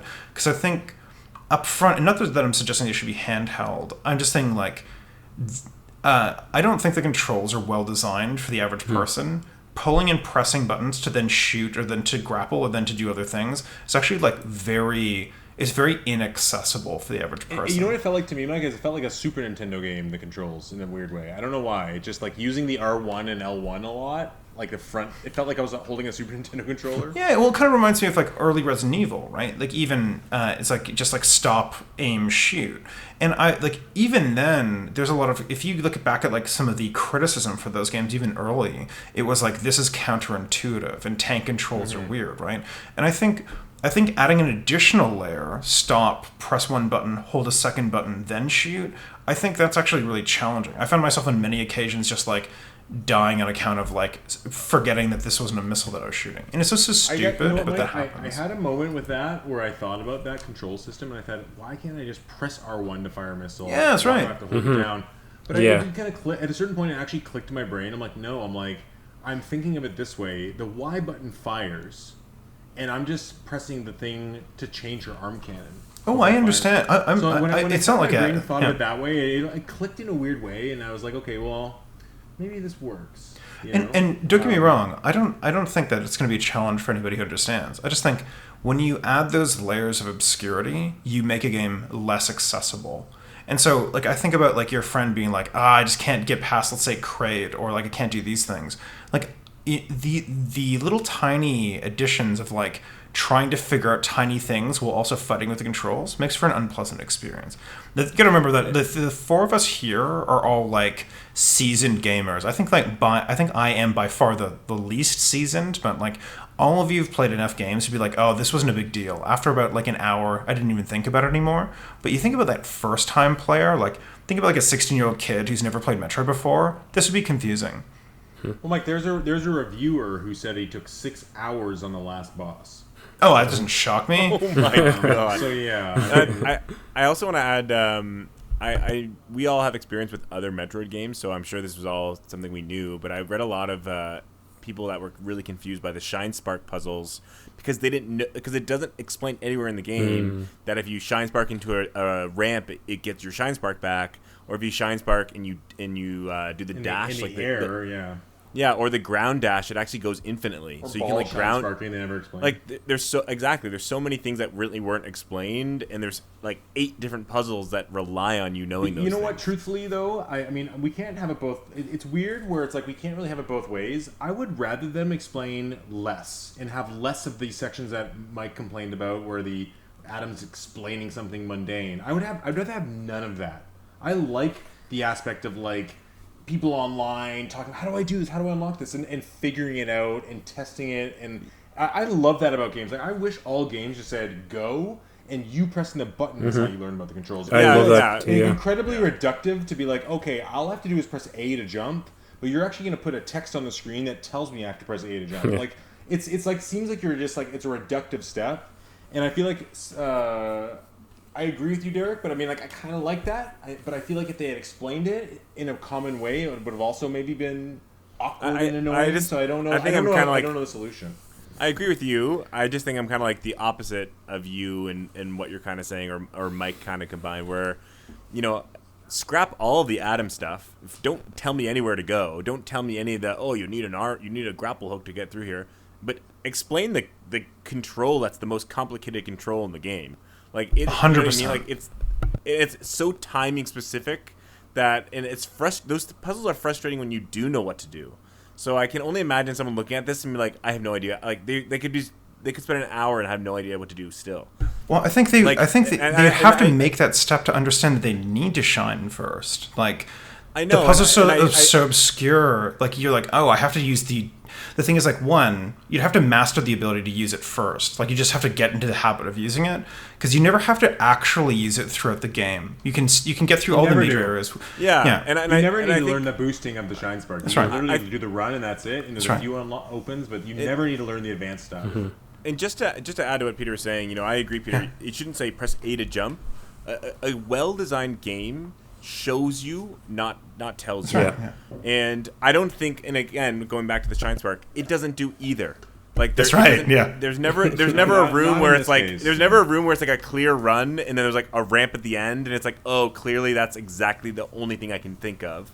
Like it doesn't explain it. It's very obtuse. But you're right. You're right about the Shine Spark puzzles and things like the more advanced stuff. But the game Metroid Dread does do a good job of giving you an upgrade and showing you right away how to use it. I think it does. I think for the most part, as a whole, it does. I just think I agree. Done, yeah. I just think the Shine Spark.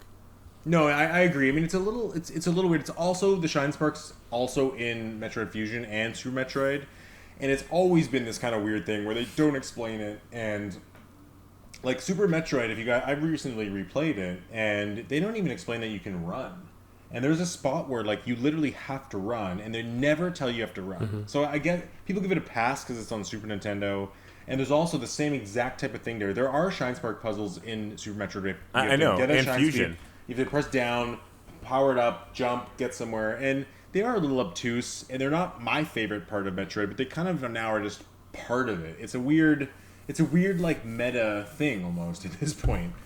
So I'm going to meet in the middle between the two of you. So I think that this I think to the idea of learning how to play through the game itself, I think is really great if it's well designed enough to get there. Like you're saying, Derek, like show ramp, make this the obvious decision, but keep the controls or like have a section that is explicit about how to do it.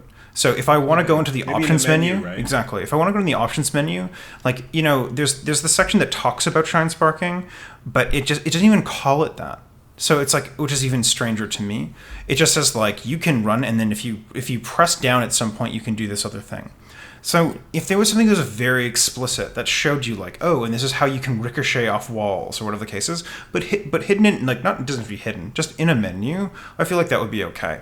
Yeah. And then have these opportunities to try that, because the thing is, I see the Shine Spark as like the pro mode, right? Where you're like, well, I've really enjoyed this game so much that I really want to like figure out these weird, wacky puzzles, and that's actually really cool. Like to take it a level above is really like awesome. And I remember like that one Shine Spark puzzle where you run from outside the Chozo area, you jump, and then you turn into a ball, you burst through. That was fun. That was like a really fun little challenge, and I figured that out on my own. And I was like, damn, that was really awesome. But even there, I was just like, no one's ever going to do this. Just like myself, the speedrunners online, you guys, and that's like, and like, it's like it's like 8% of all players will get this. And that's okay. So that's why I think it's cool to have those puzzles as long as they don't block anything. So I think that they did a good job there, making it like these awesome things. But I wish those Shine Spark puzzles like gave you something more interesting than just like 2 more missiles. You know what I mean? Like, thanks guys. Wow, I really spent 45 minutes doing this. What a wonderful turnover. I don't want to say it's a complaint to that it wasn't there, but I did. Well, because then you'd have to get to like 875. Well, no, I guess I hope that the game had maybe some like cool an upgrades. Optional upgrade or an optional boss. I saw a Reddit thread where a guy like created like 10 different optional upgrades. He's like, there's an upgrade where the storm missiles are endless if you hold the button down, or it's like, oh, there's an upgrade that the counter can reflect projectile. Like he thought of all these cool upgrades, and like they were actually good, and like they're all optional. I'm like, damn, like. I wish there was some of these in there too. For sure. Yeah, I mean, even Metroid Prime had an optional weapon, which is really cool, like the flamethrower weapon.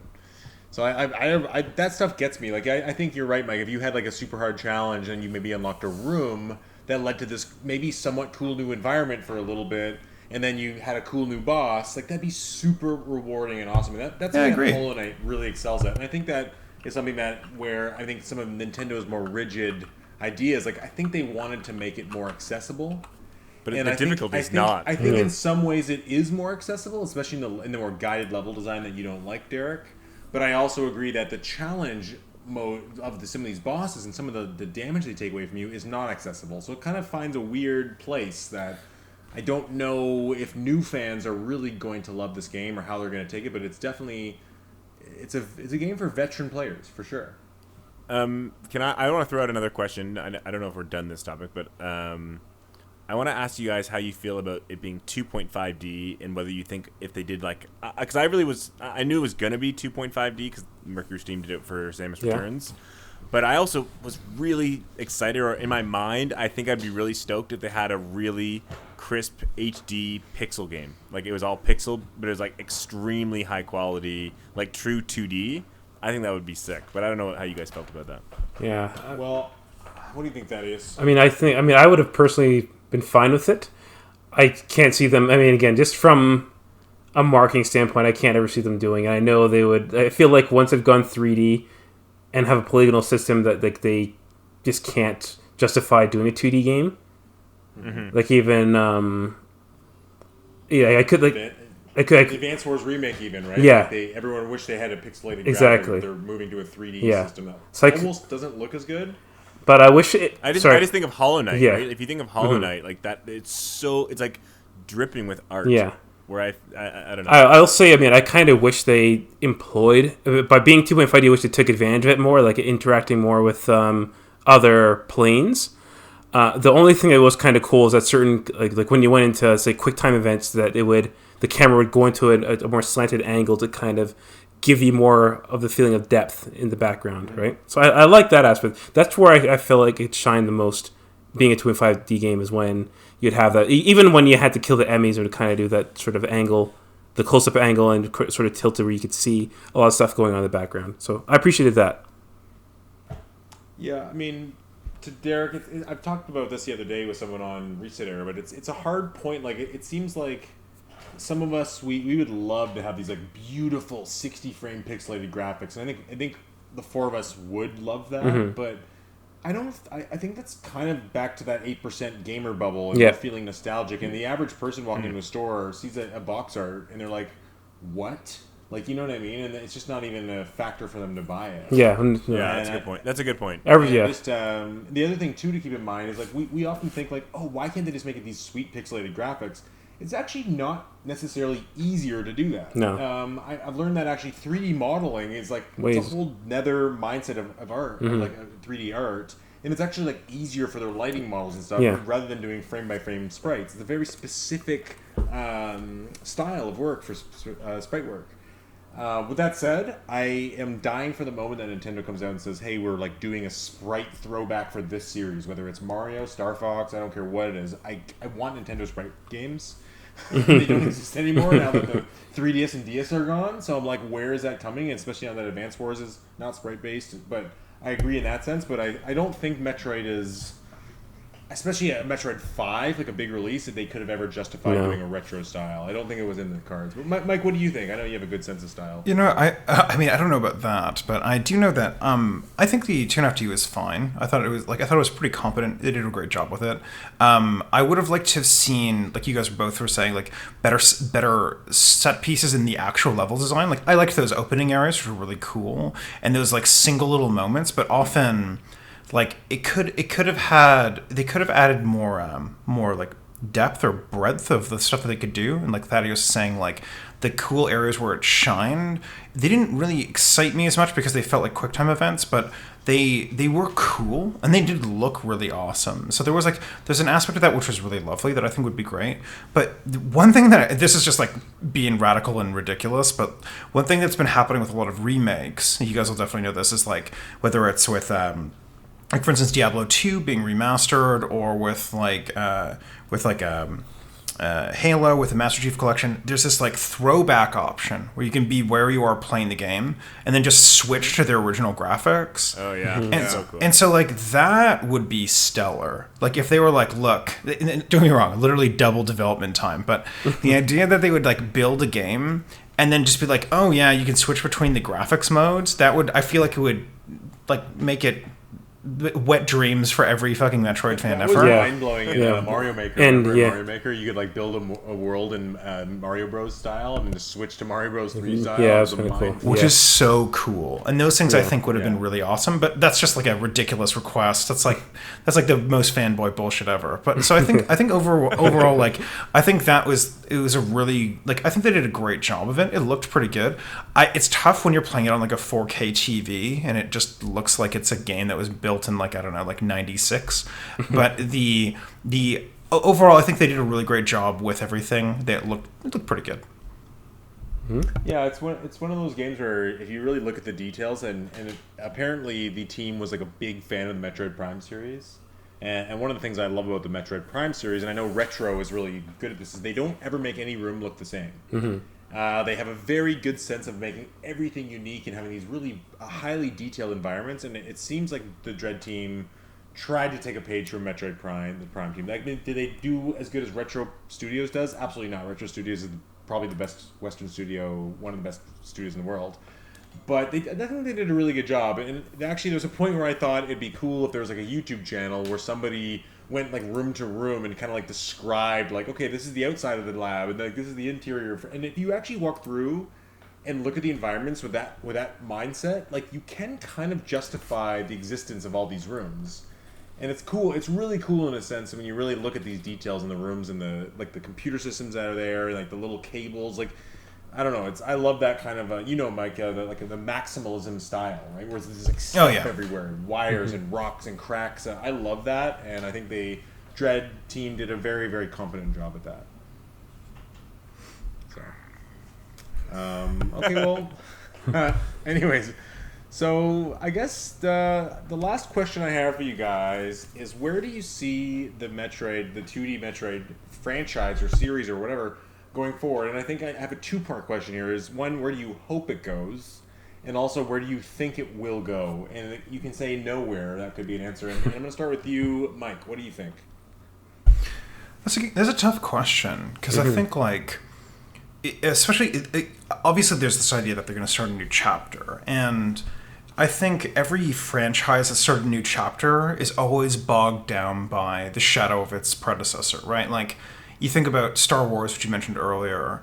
We're going to do it all over again, and it's like we're going to do it all over again, but it's just going to be the exact same movies, right? Like it's it's like we're going to do it all over again, except it's going to be just like different characters, right? I think of even games like Yakuza, where like, even though they made two fresh starts, both of them still bring back the lead character to like make cute little cameos. Like, they really do have these aspects which have to be like weighted on it.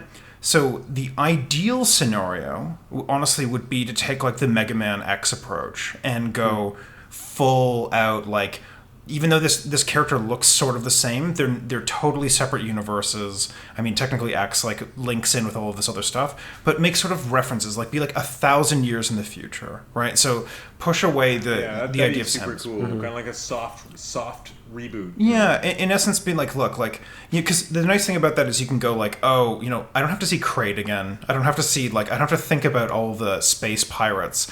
The Chozo can be like this long lost idea. All that stuff can still be really cool, but you don't have to hang on Samus's laurels in order to survive it. So that's what I'd suggest that they should probably do, is just really keep the same universe, distance as far as they possibly can. Or what I think they're likely going to do is take like another Star Wars approach, which is like make small, exciting little experiences within its own universe. So it's like, you have the Mandalorian, but the Mandalorian is clearly happening at one point in time during, like, I can't remember, it's like Return of the Jedi or some shit. So it's like, wherever it sits in that timeline, I could imagine them being like, one of the other hunters, because we've already established there are multiple hunters. Like, they could say, like, one of the other hunters who's sort of like Samus here, and, like, you could potentially cross paths. Sorry? Yeah, I mean, that's what, like, the Metroid Prime series is. It's wedged between, I think, Metroid 1 and 2. Or I think it's 2 and Prime, or 2 and Super, isn't it? Is it 2 and Super? Yeah. And the rumor is that Stylix is going to come back in the fourth. Stylix, who's from Metroid Prime Hunters. Yeah, and I think that's likely what they'll do, because what you want as a franchise, especially like Metroid Dread is by far the most hyped Metroid game, I would say. Like, I'd say, like, All time. yeah, and I'd say every Metroid game is mostly nostalgia in terms of its marketing, and like, there's very few people pre-Dread. I think even now with Dread, you could ask them like, "Oh yeah, and you love Metroid?" And sorry, what did you ask me? What? And then it's like it's very clear that it doesn't have the brand stability. But for those people who do like it or might have heard about it, they're gonna need that reminder. They're gonna need you to like, you're going to go to Planet Zebus 2, and oh look at that, there's like Samus's ship obscurely in the background. Like they're gonna do those. I wasn't sure. So you don't think you think they'll do kind of smaller spin-off games? You don't think they'll? Oh, I don't think. No, I don't think it's. I don't think. I'm not suggesting it's a spin-off. I'm just meaning it's another story in the same timeline. So it's like likely that whatever that hunter is will cross paths with Samus or with Kraid or with, you know what I mean. Like they will have all of their big names show up again. It's kind of like the Star Trek reboot. It's like they always go earlier so they can talk about Spock, right? So it's like cool. Maybe they'll do that sometime. I mean, maybe Metroid Prime 4 will come out, and then we'll wait 10 years, and they'll do that. Yeah. My hope is that they just push it into the future and go like 100 years later or 1,000 years later, and then you don't have to worry about all of the things of the weight of the past. You can just use them as like fun little Easter eggs and bonuses. Yeah, it feels like with Metroid 5 being the final part of this, they do have some shackles to the traditions they can break away from on the next one, for sure. Like, really, really change the design philosophy, like Breath of the Wild. Derek, what do you think the future of Metroid holds? Metroid 6 or remake? What do you think?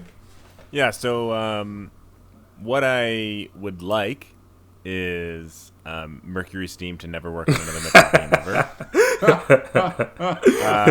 Not only because I don't like either. They're the worst. I honestly don't they have have internal controversy too. About I know. I was going to say that too. I saw that. Yeah.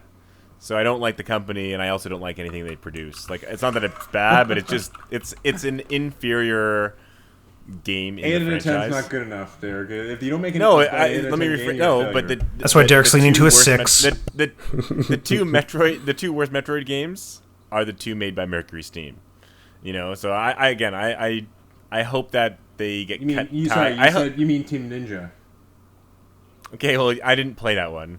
But I'm just saying, out of the ones we're discussing today, I don't like the Mercury Steam games. What I would like to see it go is, I would like it to go way, way more open concept and exploratory, where, you know, you land on your ship, and right from the get-go, there's like 6 or 7 ways you can kind of branch to, and they all lead to different environments, all different power-ups, and you can and like there's all these different locked areas too in each area with. So, like, you're just kind of going wherever you want, and you're just, like, there to, like, survey the planet. I don't know, something, but I don't... Almost like a SteamWorld Dig style, where it's, like, you're kind of... maybe not necessarily, like, you're digging yourself, but you can kind of explore any which way openly. Almost yeah, like exactly. A Breath of the Wild approach, almost. Yeah, and again, I don't want to necessarily compare it to Hollow Knight, because I know we've already done that, but Hollow Knight, besides for the first start, there are so many ways you can go, and there's so many times you get to a point and you go, wow, I have no idea how to get over there, but I know I can get there eventually, and then you go a completely different direction. Like, I want more openness in Metroid, where you feel like you're the first, you know, really sentient creature on this planet, and you're just like looking at all the flora and fauna and just kind of like seeing what this planet holds, as opposed to being like, oh, I'm here because my superior told me because there's a threat and I have to hunt down the threat, and like I got to this first checkpoint and he told me to go. Like, I don't like that for Metroid. I hope it goes more kind of like, oh, I'm just here, and like, what am I doing here? Like, what is there here? And maybe you uncover the depths of the backstory, the cool, like, whatever it is, because like that's the fun part about Hollow Knight and other games of its kin, is like, you don't know why you're here. You have no tie to the character. So the more you dig, the more you're like, oh, that was interesting. And I like that a lot. Almost like even a Subnautica approach, right? Where you just total exploration. Yeah. What do you think, Thaddeus? Where do you think the future of Metroid is going? Do you think we'll see a Metroid anytime soon, other than Metroid Prime 4? Depending on the sale, have the numbers come out for Metroid Dread in terms of how They sales? have, but the earliest numbers from like Europe and Japan are extremely positive. Okay. So it's like it's probably going to sell 3 million or more, being the highest selling Metroid. Yeah, so I can see it coming out. I can see a new game coming out within the next 5 years, as opposed to 16. So that's one. 19. 19, right. 2002. Well, okay, yeah, I get true. Okay, well, how about and other M was what, 2010 or something? 2010. So, but I mean, if you're really doing a 2D Metroid, they are touting 19 years ago. Other M was 2010, and Federation Forces 2016 is all. Yeah. Do you think they'll want to do 2D again after this, though?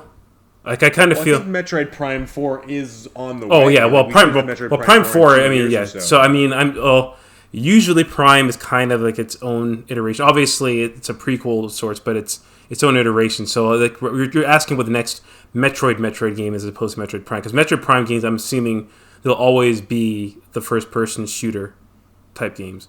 So you're asking what I think so. So because when you beat this game, it says "see in the next chapter," or next adventure. So you're asking. They always say yeah, that. exactly. But you're saying what the next adventure would be in particular with this, right? So I think it. I mean, I don't know if they would go that crazy, but this whole thing is speculation. So I'd say they would probably maybe get what Other M got wrong and try to make it more of a 3D kind of game, a 3D third person game? 3D third person action game. Now, I feel like they will never go back to that. No, I mean that's. I feel like they'll, or maybe in years, but I feel like they're pretty much stuck in this first-person shooter or 2D series type of game.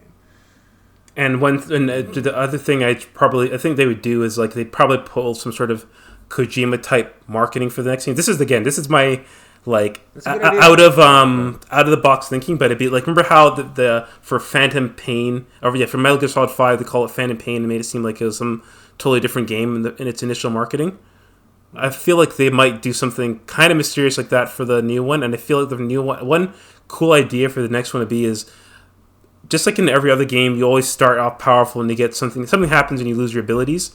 I feel like a good idea would be to start off and you're just in the Zero suit. Like I know the Zero mission ended, you had the chapter in just a Zero suit. I think they should have a game where it starts off you're in a Zero suit, you don't know why, and maybe it's not even clear that it is Samus. Maybe she's kind of in a situation where she's in hiding for some reason. She's in a Zero suit.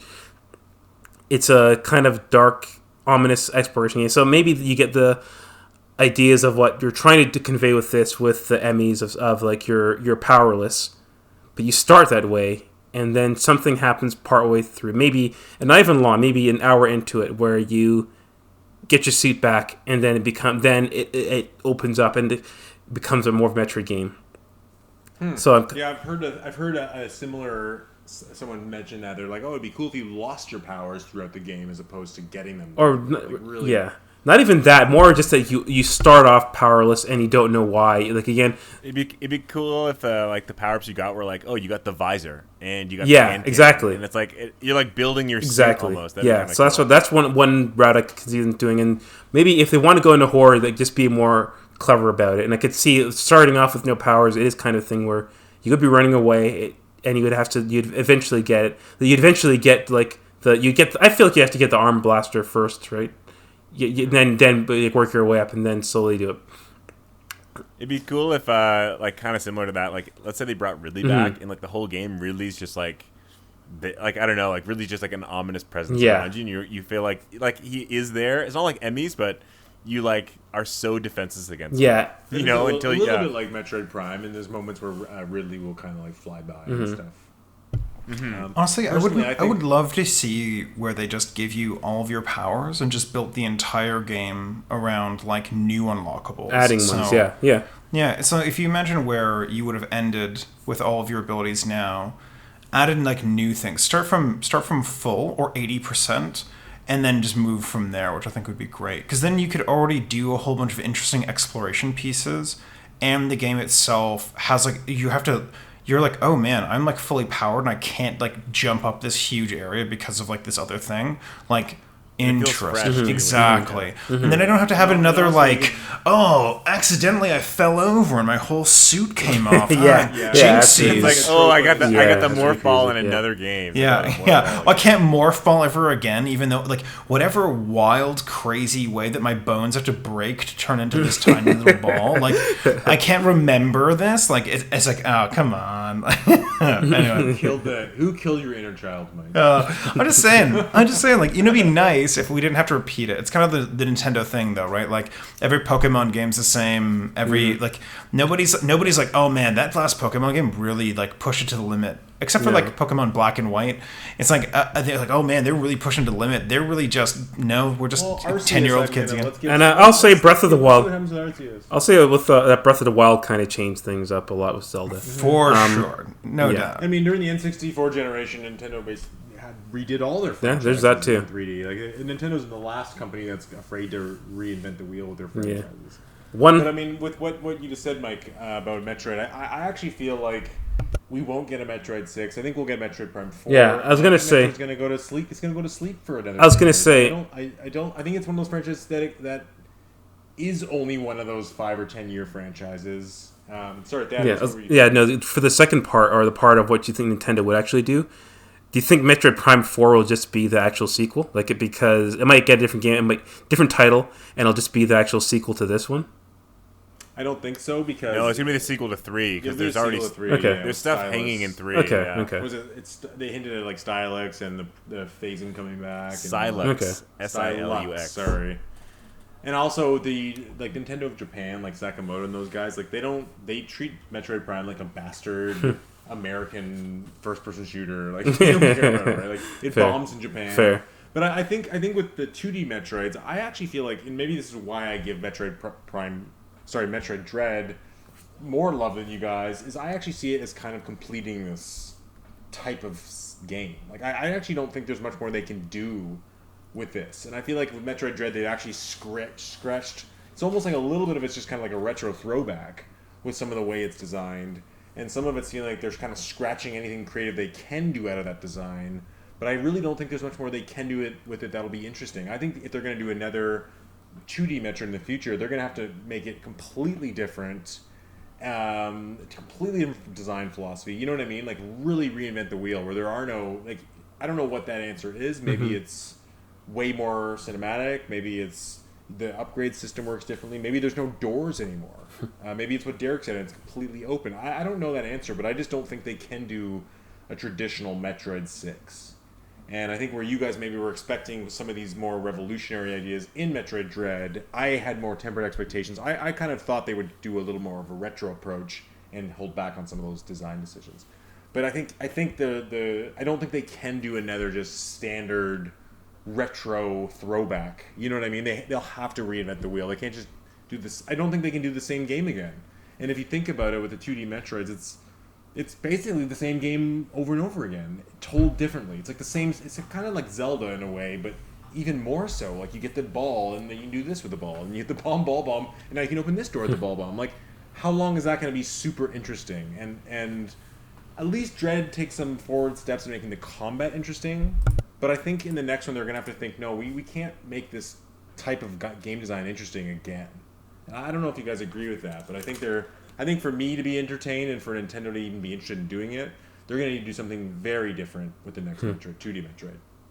I 100% agree with you. Weirdly, I think it's old. Like it's an old style idea, and not that I don't think that there's lots to do within the type of genre that it is. Like other games have clearly shown that you can really expand on what exactly you're doing and build something completely different. And so I could imagine them doing something where they turn this into basically like they focus on they could focus, for instance, like on a third-person shooter style as well as like a retro throwback, so they could still hit that audience and still be playful with their new approach. But I do agree the repetition of like the same thing over and over again is really started to wear. I think even on its own audience. Yeah, and I think it's one of those situations where the audience is so these games are so classic and their audience is so rabid. They're kind of like, okay, well, we'll just give you what you already want, and we'll find a studio like Mercury Steam that's a B or a more B team than an A team to do it. But with that said, I think this game, Metroid Dread, to circle it all back and to sum it all up here, I feel like it's greater than the sum of its parts. I beat the game with one of those great feelings. I felt like that Kermit the Frog meme where I was just watching the rain after I beat a great game for the whole day after. I just had a great time with it. I'm a little sad that you three didn't feel the same way. I wish all three of us were just gushing about this game. But it sounds like you still is competent enough. It wasn't a failure. It wasn't an other M. I'll give it this. There are a lot of games that I play, then I just don't feel compelled to ever go back to it. This is one that I kept wanting to play. So there's that what for it. what I'll say is, the moment I finished, I immediately put in Returnal for the PS5 because it's like it's a better feeling for the same feeling. But on the contrary, I do own both the amiibos, and I have a collector's edition of Metroid Dread. I got the collector's edition and the amiibo was coming. Okay, and I paid. Yeah, overpaid. I just got the collector's edition. That's about it. I'm not going to go crazy. Mine's unopened, so I just got to say they got their money from me, whether I like the game or not. I haven't bought a game twice for the same system. I don't think ever. So this is it. Like, I bought them for different. I bought in Pikmin 3 for 2 systems, and I bought in Resident Evil 4 for 10 systems, but like never for the same system. And Metroid Dread did it. So the hype got me. And I gotta say, Mike, I think I'd like to know your opinion about this. I guess you didn't know about this because I told you the announcement. I thought Nintendo's marketing and lead up for Metroid Dread was absolutely perfect, and the exact way I'd want any game developer or publisher to promote their game. The fact that it was announced with a 6-month release date later on, they kind of led up to the marketing perfectly. They showed a little too much for fans, but it seemed like they dealt with the hype cycle around it perfectly. And I think that maybe I know with the three of you guys being disappointed, maybe the reviewers overrated it, but I often think that a Metacritic score has a lot to do with the marketing around it. And I think this wasn't something that Nintendo announced 3 years ago and we've been waiting on for years. It was such a sharp announcement and media release and to market. I don't know, Mike, what do you think from your kind of like marketing branding background? I just think they did such a sharp job with it. I think that I definitely bought into the hype. Like you mentioned it to me, and then I was like, oh, and then I saw it everywhere. And that doesn't shock me with the idea that they sold very well in Japan and Europe and likely will sell pretty well in the United States. Like, it's probably, by far, it'll probably be the best-selling Metroid game ever, which only then teaches the team that built it that they did the right thing. But I think the marketing and advertising for it is... what a negative spin. No, I agree, though. I agree. Yeah.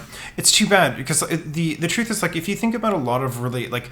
I'm very anti Final Fantasy VII. Like, lots of people love it. I enjoyed it when I was a kid, but as I grew up, I was like, oh, you know what? This game really wasn't that great.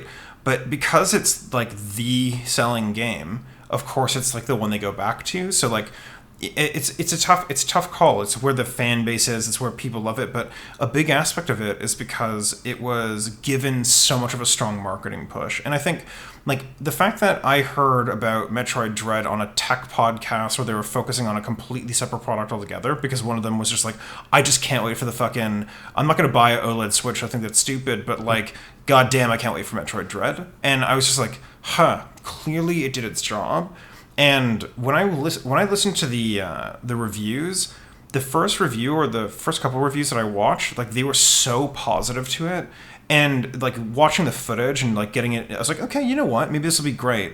So it was actually really heartbreaking for me to be like, oh, this wasn't as good as I expected. And that could have like affected my thoughts over it overall. But they did a very good job of making sure that I need that like anybody who wasn't paying attention but that still was interested would know about it outside of their realm. And I think like it has a lot of hype. So they did a good job getting it out there for sure.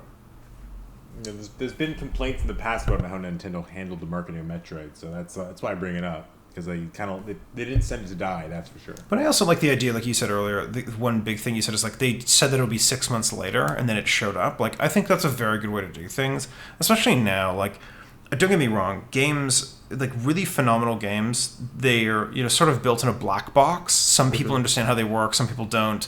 They go through lots of weird development hell. Like, that stuff happens, but, you know, when your game is on its way, tell people. So, you know, don't be like, oh, we're going to do this, and then 8 years later show up with something. You know, this isn't like fucking Kingdom Hearts, right?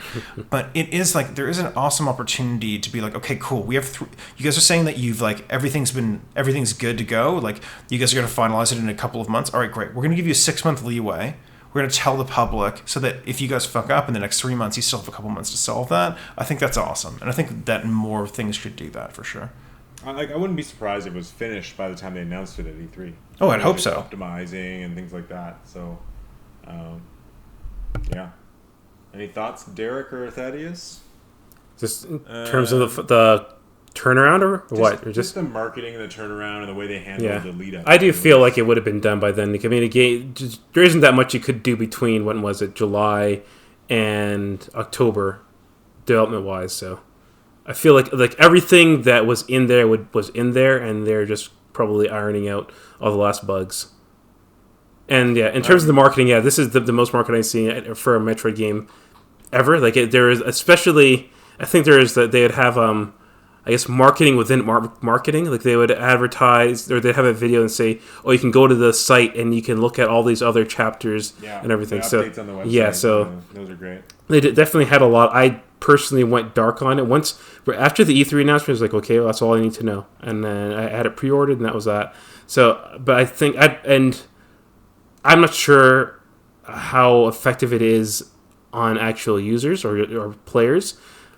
I'm assuming it did well. Again, I know the past Metroid games were in blockbusters, but I also think that if it's, I guess I'm looking seeing the numbers come out for it. Basically, I think it's going to do yeah, well. I hope it does quite well.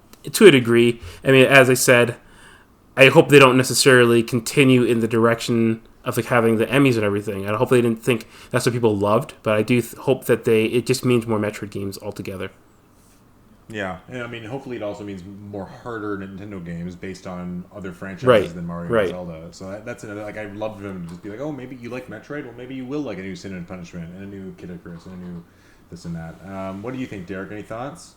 Yeah, so, you already kind of know how I felt with the marketing. The very first time this game was announced, I was very deflated. I didn't want to see Mercury Steam being the developer, and they were.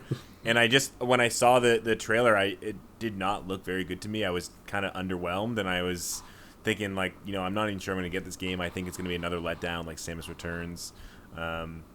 But the second trailer, I watched 25 seconds of it, and it was so much better that I immediately stopped it, and I said, that's all I needed to see. And it actually spoiled more than I wanted it to, but it built my hype thrusters, and I agree with you. If it was shown like this, and then it came out in another year, 18 months, I probably wouldn't have been able to maintain that hype the whole time. So I think that kind of short release, or short from announcement to release, is a good idea for these kinds of games. Yeah, I agree. Can you just imagine if at some point during the 2020 during the pandemic, they showed some sort of teaser trailer that showed no gameplay, and they're like, Metroid 5 is coming, and people would freak out. But I think no matter what, they would have had a year to basically set themselves up for disappointment on the initial reveal. You know what I mean? Where when the initial reveal is like, oh my god, we're getting Metroid 5, I'm so happy. Okay, the graphics at 720, and there's a few. It's not amazing. It's not blowing us away with next-gen standards. It's a little easier to swallow, and I think that's probably a good strategy for Nintendo going forward. Even something like the new 3D Kirby, if they had given us some wicked CG trailer last year, and we're like, oh my god, Kirby's gonna go to 3D, and then they showed what they showed, it would have been like, oh, okay. But now it's like, oh, cool, they're showing a new Kirby. It's 3D. It looks pretty good. It comes out in a couple months. Oh wow, it's a completely different mindset, and I think. Microsoft, for example, without getting too much in a digression here, I think Microsoft's really shot themselves in the foot by doing the opposite, by announcing games like Scalebound and Crackdown way in advance, and they still haven't learned their lesson, because we're sitting here, we waited for Halo Infinite for a few years, we're waiting for their Rare game for a few years, what's it called? It's just Bethesda Starbound, yeah. It's just Starfield, I really think the industry should look at Nintendo. Sony does it too. They seem to be getting a bit better, but it's just amazing to me that Nintendo could hold the secret and be while all of Nintendo fans are online saying, "Oh my God, there's no E3," or "That Direct sucked," and I just need more from Nintendo. I need a Metroid. I need a Star Fox, and it'd be so easy for them to just drop a logo and say, "Okay, we're making a Metroid 5." Shut the hell up, and make us all super happy. They hold that restraint for the entire development of this super wanted game until months before release. I just gotta give them some credit, right? So anyways, that's my spiel. So, I don't know, guys. It's been 2.5 hours of a Metroid chat. Is there any final thoughts? I'll start with you, Mike. Any final Metroid thoughts? We're not going to do What Are You Playing? It's 2.5 hours of Metroid here. Okay. We'll do it. We'll do that next time we talk. We'll do What Are We Playing? Mike, any final thoughts here, Mike? Final thoughts on Metroid? I think I've said everything that there needs to be said. Actually, okay, one last tiny thing that drove me crazy. Yeah. Okay. Maps. So I thought the so map was poorly terrible. Wow, I didn't really, like I the disagree. fact that the fact that the original map, when you load it up, has a section where you're like, it just shows weird random things that you can do on the map, and then you have to press down to close it. It took me a while to figure that out. I was like, how do I get rid of this giant eyesore on the screen? The idea that a map, which is like integral to this entire, like, not even just franchise, the entire like genre, that it was just so unpleasant, I had really zero broke my problems heart. with the I did map. really It like was though. great. Yeah, I did too. That's okay. It's all right. It's all right. I think that's totally cool. But when I watch some speedrunners play the game, watching them, sorry, not speedrunners. When I watch people play the game, watching them get stuck looking through their map for so long just reminded me of how much I got stuck looking through my map. And then the idea that everything was like transparent layers on top of other transparent layers, it was just really unpleasant. But I really wish and I hope that if they do this in the future again, they just use modern map mechanics like that would be way better overall and sort of tie things together a little bit more tight. So I like kind of bother me because maps are so awesome. Mike, did you and often I find find the myself like, Hollow Knight go better ahead. than this? Yes. Oh, Way wow, better. I don't. exponentially. I don't agree. I felt like this map. That's okay. I don't know. Okay. It's okay. I'm just saying. You asked for Your final final thought thoughts. is just The like, final no, thoughts let's are make like, one I more really point. wish the Let map that was better. No, yeah. It earned it 6.5 out of 10. You know what I mean? Like on so many little things, it's just like, man, I really don't want to have to wait so long to go from one place to another. I really just want to get there. So that's how I felt the whole time. Overall, though, like I honestly hope that like the developer gets better overall. Like you can imagine if you were Mercury Steam and you had these two huge they're both big Castlevania and deals. Metroid? Like, that's Yeah, a pretty that's right. awesome deal for them. Yeah, that's pretty incredible. So I hope they just overall just level up their team like crazy and maybe start doing their own thing and become awesome. Because I feel like whatever they've been doing here, we're blaming them as a team, but we all know very well that a lot of these games have unbelievable amounts of oversight coming from their parent companies who like go in and then make adjustments. They might have even suggested things that like Derek was mentioning earlier, and then you would have the Nintendo team go in and go like, no, that would be fucking ridiculous. You know what I mean? Like, so and the truth is like if you read I don't know the background in regards to their poor behavior with their employees, but if you read about like development cycles in things like Anthem or in things like Mass Effect, right, or Andromeda, it's just like it's nothing but meddling, right? And I could imagine like for them to pull off a fairly competent game despite the meddling, I would really like to see what they do on their own. Yeah. I think it'd be really interesting. Any final thoughts from you, Derek, on the Metroid Dread and everything? Yeah. So I first just want to jump in and say I hated the map too. The thing I didn't like is if you collected a missile pack, it faded the icon slightly, but the ones that were not collected were faded too. It was very hard to differentiate between what you collected and what you haven't. That's how I felt. Yeah, 30% opacity. Exactly. versus I like how to like zoom in and like hover over if each you, one. If you highlighted the missile pack, it would say acquired next to it. I know, I did that too. It's like It wasn't that other hard. games you can like, yeah, but if you go to like Fusion, it's like clearly like there's a big circle. It's like that's something I need to get. It's very obvious. Overall, again, this game's good. It's not great. I'm really, really looking forward to Hollow Knight Silksong. All right, Thaddeus, how about you? Yeah. Final thoughts on Metroid Dread? I will. I will throw it on the map system. I wasn't too crazy about it too. And sometimes I found the one-sided doors to also be a bit of an annoyance, and they kind of. Oh yeah. Yeah. So there's all of that. And the game, I mean, I'm kind of teetering. I mean, I already said 7.5, so I'll leave it there. But I'm kind of teetering and just making it a solid 7. After hearing some more thoughts on it and being reminded of a lot of my I'm honestly thinking of lowering my score too. Now that like all the problems are collected in one Down the package. spiral Mike creates. Oh yeah, it's a black hole for sure. Come to the truth. Come to the truth. Pete thought he could take you with his magnet of hope. There's no hope. It's just despair. But yeah, so I don't know. I mean, I look forward to the next adventure, whether it's Prime or whatever the next 2D is. I will play it unless unless it gives me bad vibes like other M did. I will probably play the next game, but this one I probably won't play ever again. Put it that way. Weren't you the one that said you're gonna play this game? No, again? I don't think I ever did. He said that when he was Okay. playing, he couldn't. He wanted to keep playing. Yeah, that's what I said. I said Okay, it was a thing where it's like I wanted to keep at it. Yeah, while I was going through. I would never. Yeah, I don't think I'll ever play this game again. I mean, for me, my final thoughts, obviously different than Game all of the yours. game of the year, right? Game of the year. It might end up my game of the year. I don't know. Forza 5 is looking pretty freaking amazing. Does it beat Psychonauts 2? Because you rated Psychonauts 2 higher. That's what I'm I curious. noticed that. Well, yeah. I honestly, between the two of them, it's really hard to say because it's one of those things where I feel like Psychonauts 2 being a 9.5 in my book, it's such a good game, but to me, a Metroid finally coming out and being a 9 out of 10 is like this big impactful moment of my life to me.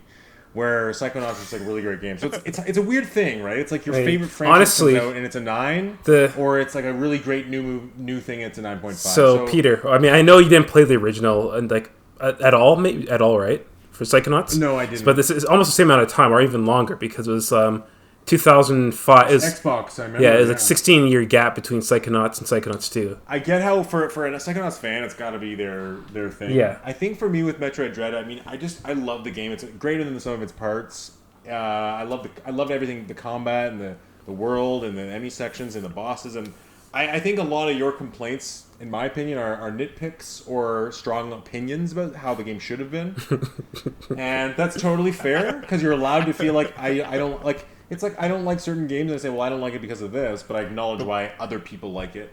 Yeah, but I think the three of us are sitting here thinking you're just a Nintendo fanboy. Well, no, and that's but why you have rose-tinted glasses. Do you think everybody do you think the common feeling about this online? I mean, you see Reset Era. A lot of people are saying this is their game of the year. Do you really think? Yeah, but I think Reset Era fanboys? is also a bubble of people that love Nintendo games. So, right. But is it hard to understand why someone who loves Metroid and loves Nintendo games would love this game? Again, like I said, I didn't say it was bad. Like I agree, it's like I put it still as an 8-ish. So I'm not trying to demote it or anything. I can't fathom in a world. I can't fathom. Like I'm thinking about all the games that came out this year that I played. Metroid Dread should not be your game of the year. It means you just got to play some other games because I mean. It's just not. It's not even like the top 5, really, if I think about it. Well, I mean, but it all comes down to an opinion. Yeah, that was because harsh. If you do look at, I mean, it's like it has a high Metacritic score. It has a lot of love behind it. So I got to say, like in general, the three of you are less on side with the general consensus than I am with this game, and a lot of Metroid fans do love it. And the most disappointing I'm seeing in my gaming community, other than Mike. Is that the worst people's opinion of is Derek's, where they're like, okay, it is a competent 8 out of 10 Metroid game. I enjoyed my time, but like, it's a mid or lower tier Metroid. I don't see many people saying this was disappointing, and I think there's something to that where even the lower opinions are 8s out of 10s, or even Thaddeus is 7.5, or the highers are the 10s or 9.5. So, I mean, you guys are on that lower feeling. It's not like the world thinks it's a 6.5 and I'm just like gloating about it. The world is giving it a positive pass, so I think it really comes down to being stronger than the sum of its parts, and also people wanting this franchise to come back, and people who played other M, like you know what I mean, like knowing how bad, like just how smoothly they really did hit it with Samus's persona and the style of the game. Like they really could have done so many Nintendoisms and screwed this, and they didn't. So I don't know. I think that's something to think about. I think, Derek, we are going to see a lot of Game of the Year lists, this game cropping up, and I don't know if you guys are going to throw open your mouth when you see that. Why don't That's just I 'cause think it's a Nintendo Nintendo doesn't necessarily get passes from Game of the Year awards. I think Zeldas and Metroids and Marios might get overscored or overhyped, but if a publication gives us the Game of the Year award, I don't think it's undeserved. I think there are merits to that, but we'll see if it gets. Well, I mean, we might find in a month or two, it's not part of the conversation anymore, and it might be something that I think with this type of game, it's something that we need time to really sit with, like kind of like Super Metroid. I don't think even Metroid Fusion, like when those games came out, no one revered them the way they do now. So who knows how people will see Metroid Dread in 10 years? Like, will people like think of it in a different sense, or will people kind of come more to senses of what you guys think and say, no, it's not that good, it was overrated because. And I think that discussion is going to happen, and I think we'll see where it goes. So I do think we need that time to see. But I don't necessarily think, like, I don't think I'm the fanboy like you guys are accusing me, because there is a huge amount of people who do love it as well. So, fuck you guys. I don't think I'm a fan. This is a very long diatribe to prove to you that I'm not a fanboy. Other people are also fanboys, and that makes us normal. 6.5 out of 10, Mike? Jump off a bridge. That's fucking crazy. The best part of Legend of Zelda was that your weapons could break. That was so innovative. It was so incredible when I could jump for the first time. No other, like, it's just so beautiful. I like, the thing is, Peter, you and I have had these conversations for years. Like, I embrace your, like, love of these games. So to me, it's, like, awesome that you, like, double down. I think it's important. Because, like, especially with, like, the aggressive negative aspect of who I am, it's great that you can stay on your pedestal and continue to preach. That's a compliment full of so It's much so backhanded. negativity. But at the end of the day, guys, you gotta, like I keep saying, it's a 89, 90 or something on Metacritic right now. And on Reset Era, which is like one of the biggest gaming forums out there, it's getting a ton of praise. So you can make fun of me, but it is getting a ton of positivity. And all the things you guys are complaining about, I mean, Mike's complaints are tiny, weird and tiny, but like for Derek's about like the map setup, like that's been a big. I don't know if you've read any of the discussion. There's been a lot of discussion about how linear open it is, and where it places on that Metroid spectrum of guided and unguided, and how doors behind you will close to guide you. And like some people are saying that's a terrible design decision. Some people are saying they think it's a brilliant design decision to softly guide them, and they never felt lost or frustrated.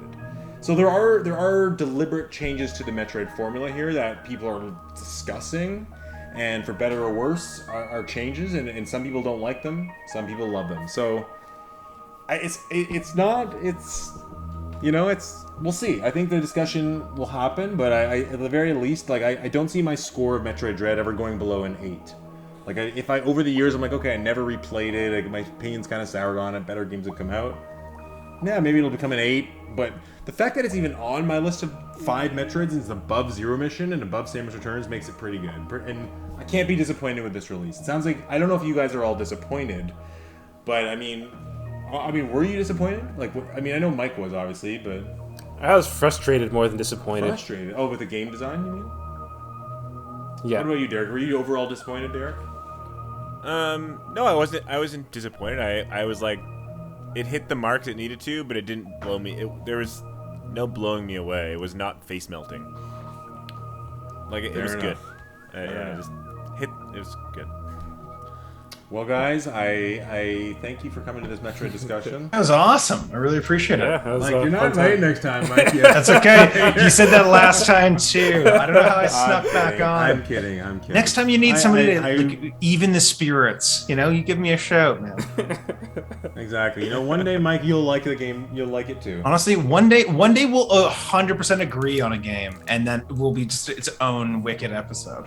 And Derek will be like, you guys are both idiots. Every 15 years, Mike, eventually we'll hit that. Yeah, for sure. For sure. Thaddeus, it's absolutely awesome to hear all your opinions here, man. They were great. Same to you, man. Same to you. Yeah, thanks for joining us, Thaddeus. It's been and Mike enjoyed. as well. Thanks for being guests. It was awesome. Take it easy, guys. All right. Yeah, guys, for another episode of Nintendo Bros Podcast. If you liked listening to that, please leave a comment. Let us know what you thought about Metroid. Let us know how terrible these other 3 guys' opinions are. And thank you. All right, guys, have a great night. Take care. Take care. Bye.